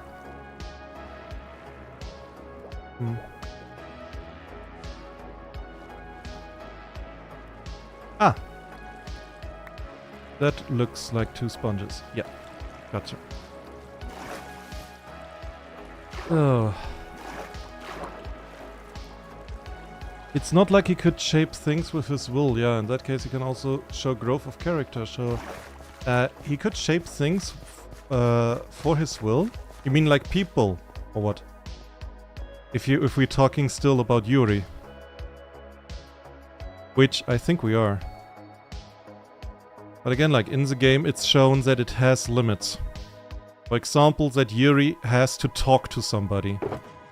It works over the phone, but he has to talk with somebody. So he either has to be in front of you, or he has to talk to you. And people that were under Yuri's control had a very, they had a habit of, you know, being weird.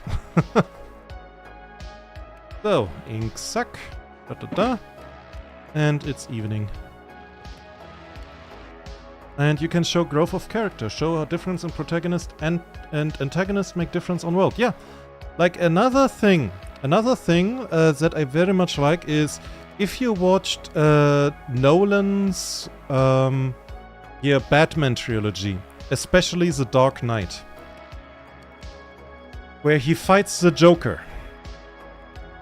There it was like the topic or the idea behind that was very much you have on the one side Batman, who is an immovable object, and on the other side you have Joker, who is an unstoppable force, who is winning. And both were fighting over the soul of Gotham, as it was called there, you know? Which made a lot of sense.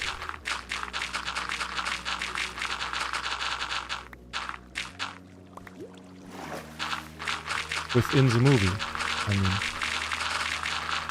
And there, Batman had to show growth of character. And the Joker was good in the same things that Batman also excelled at. No, plus, the Joker had, like, absolutely no scruples. Like, he was evil. But yeah. And he forced Batman to make an immoral decision, an impossible decision, what Batman always tried to avoid. For obvious reasons, of course. Is there here still a source block somewhere? It's like... Yeah, I think there was. We are getting not a lot of gravel out of this anymore. This thing is too wide. This thing is too wide. That is slowing down actually a little bit my work speed right now.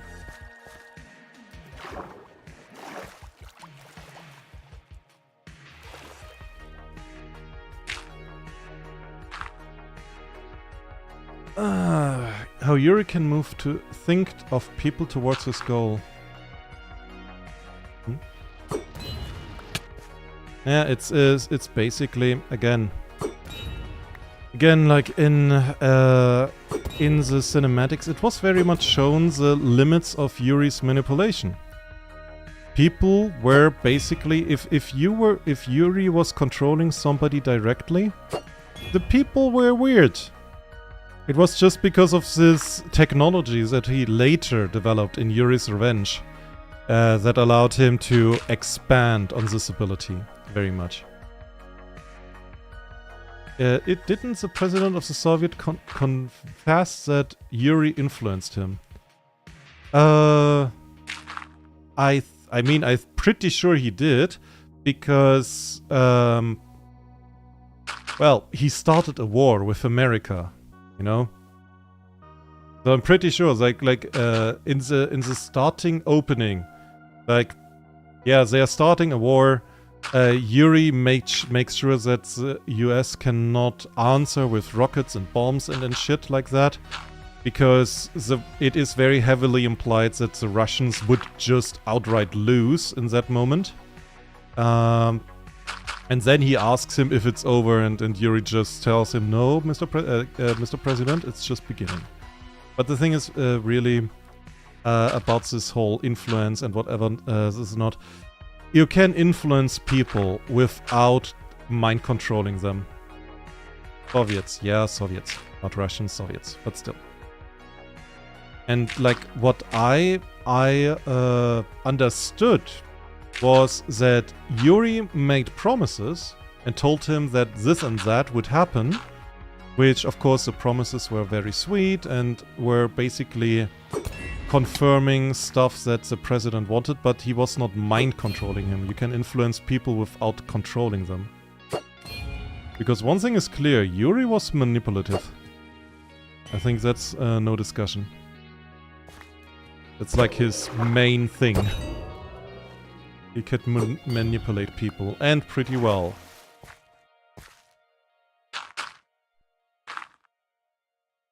With mind control power, it's much easier, don't you think?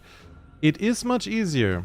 But again, you have to remember that if you are alone and your plan is world domination, which, to be fair, is quite ambitious, right? Even if you have superior mind control powers, that's an ambitious plan.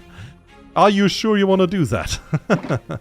So, and yeah, even in that case, it is much, I think, much safer to not do that.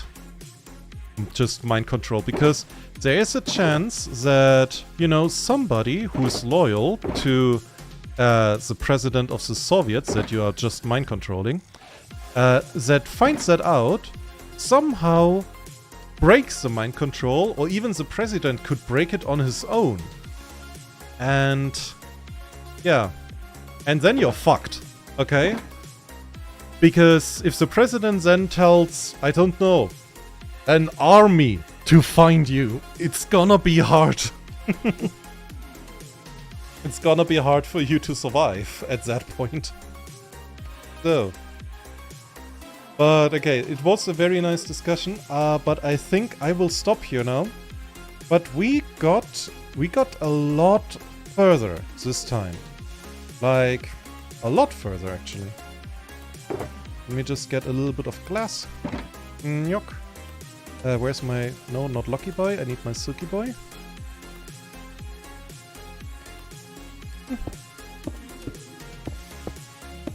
Let's see.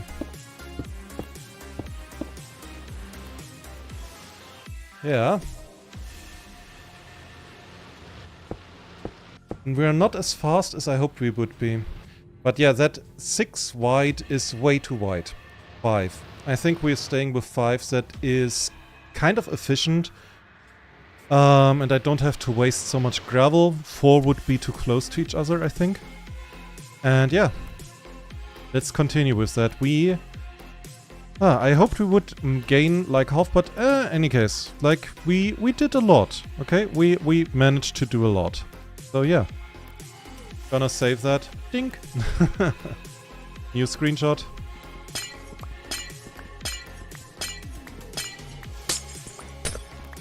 Maybe you need to clean horizontally though.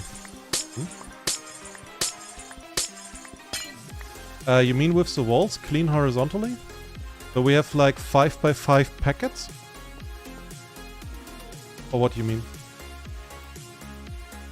Because if so, I don't think so. That would be a lot of gravel and a lot more of me just digging that, putting that gravel here down. I meant with sponges. Yeah, I have to clean more. But I'm not sure. Like, I think if I would go with only 3, if it's only 3 wide, and I would go like that, I think the sponges would be most effective because I could clean up this very quickly. But at the same time, I would take more time. Like I have to make like a mix. I cannot make it as wide as I want. I cannot make it as small at the same time. There has to be like a healthy mix of that. Ah, the dolphin is having fun. So, but in any case, yeah, I will be off for now. So hey, if you liked the stream, if you are, you know, not subscribed and you're still here, please subscribe. Please like the stream. Please comment. Commenting is very important. Please comment. Yeah. And yeah, so I can make this my job. And yeah, but like slowly sinking down, because you get quite often flooded. And not getting what water you remove, whatnot. I'm getting it. I'm getting around it. But it's fine. It's fine, Earth. It's fine. So, and in any case, yeah. I have a Discord, link in the description. I also have a Blue Sky, link in the description. And yeah, please join there so you don't miss out on my streams, and also I will upload there my many thumbnails. So, in any case, I hope you have a good one. I hope I see you soon again. And hey, if you have a nerd talk, I am absolutely willing to talk about nerdy stuff like GDI versus not. Who is the good guy? It's the GDI. It's always the GDI. So, have a good one, and I hope I see you soon. Bye bye.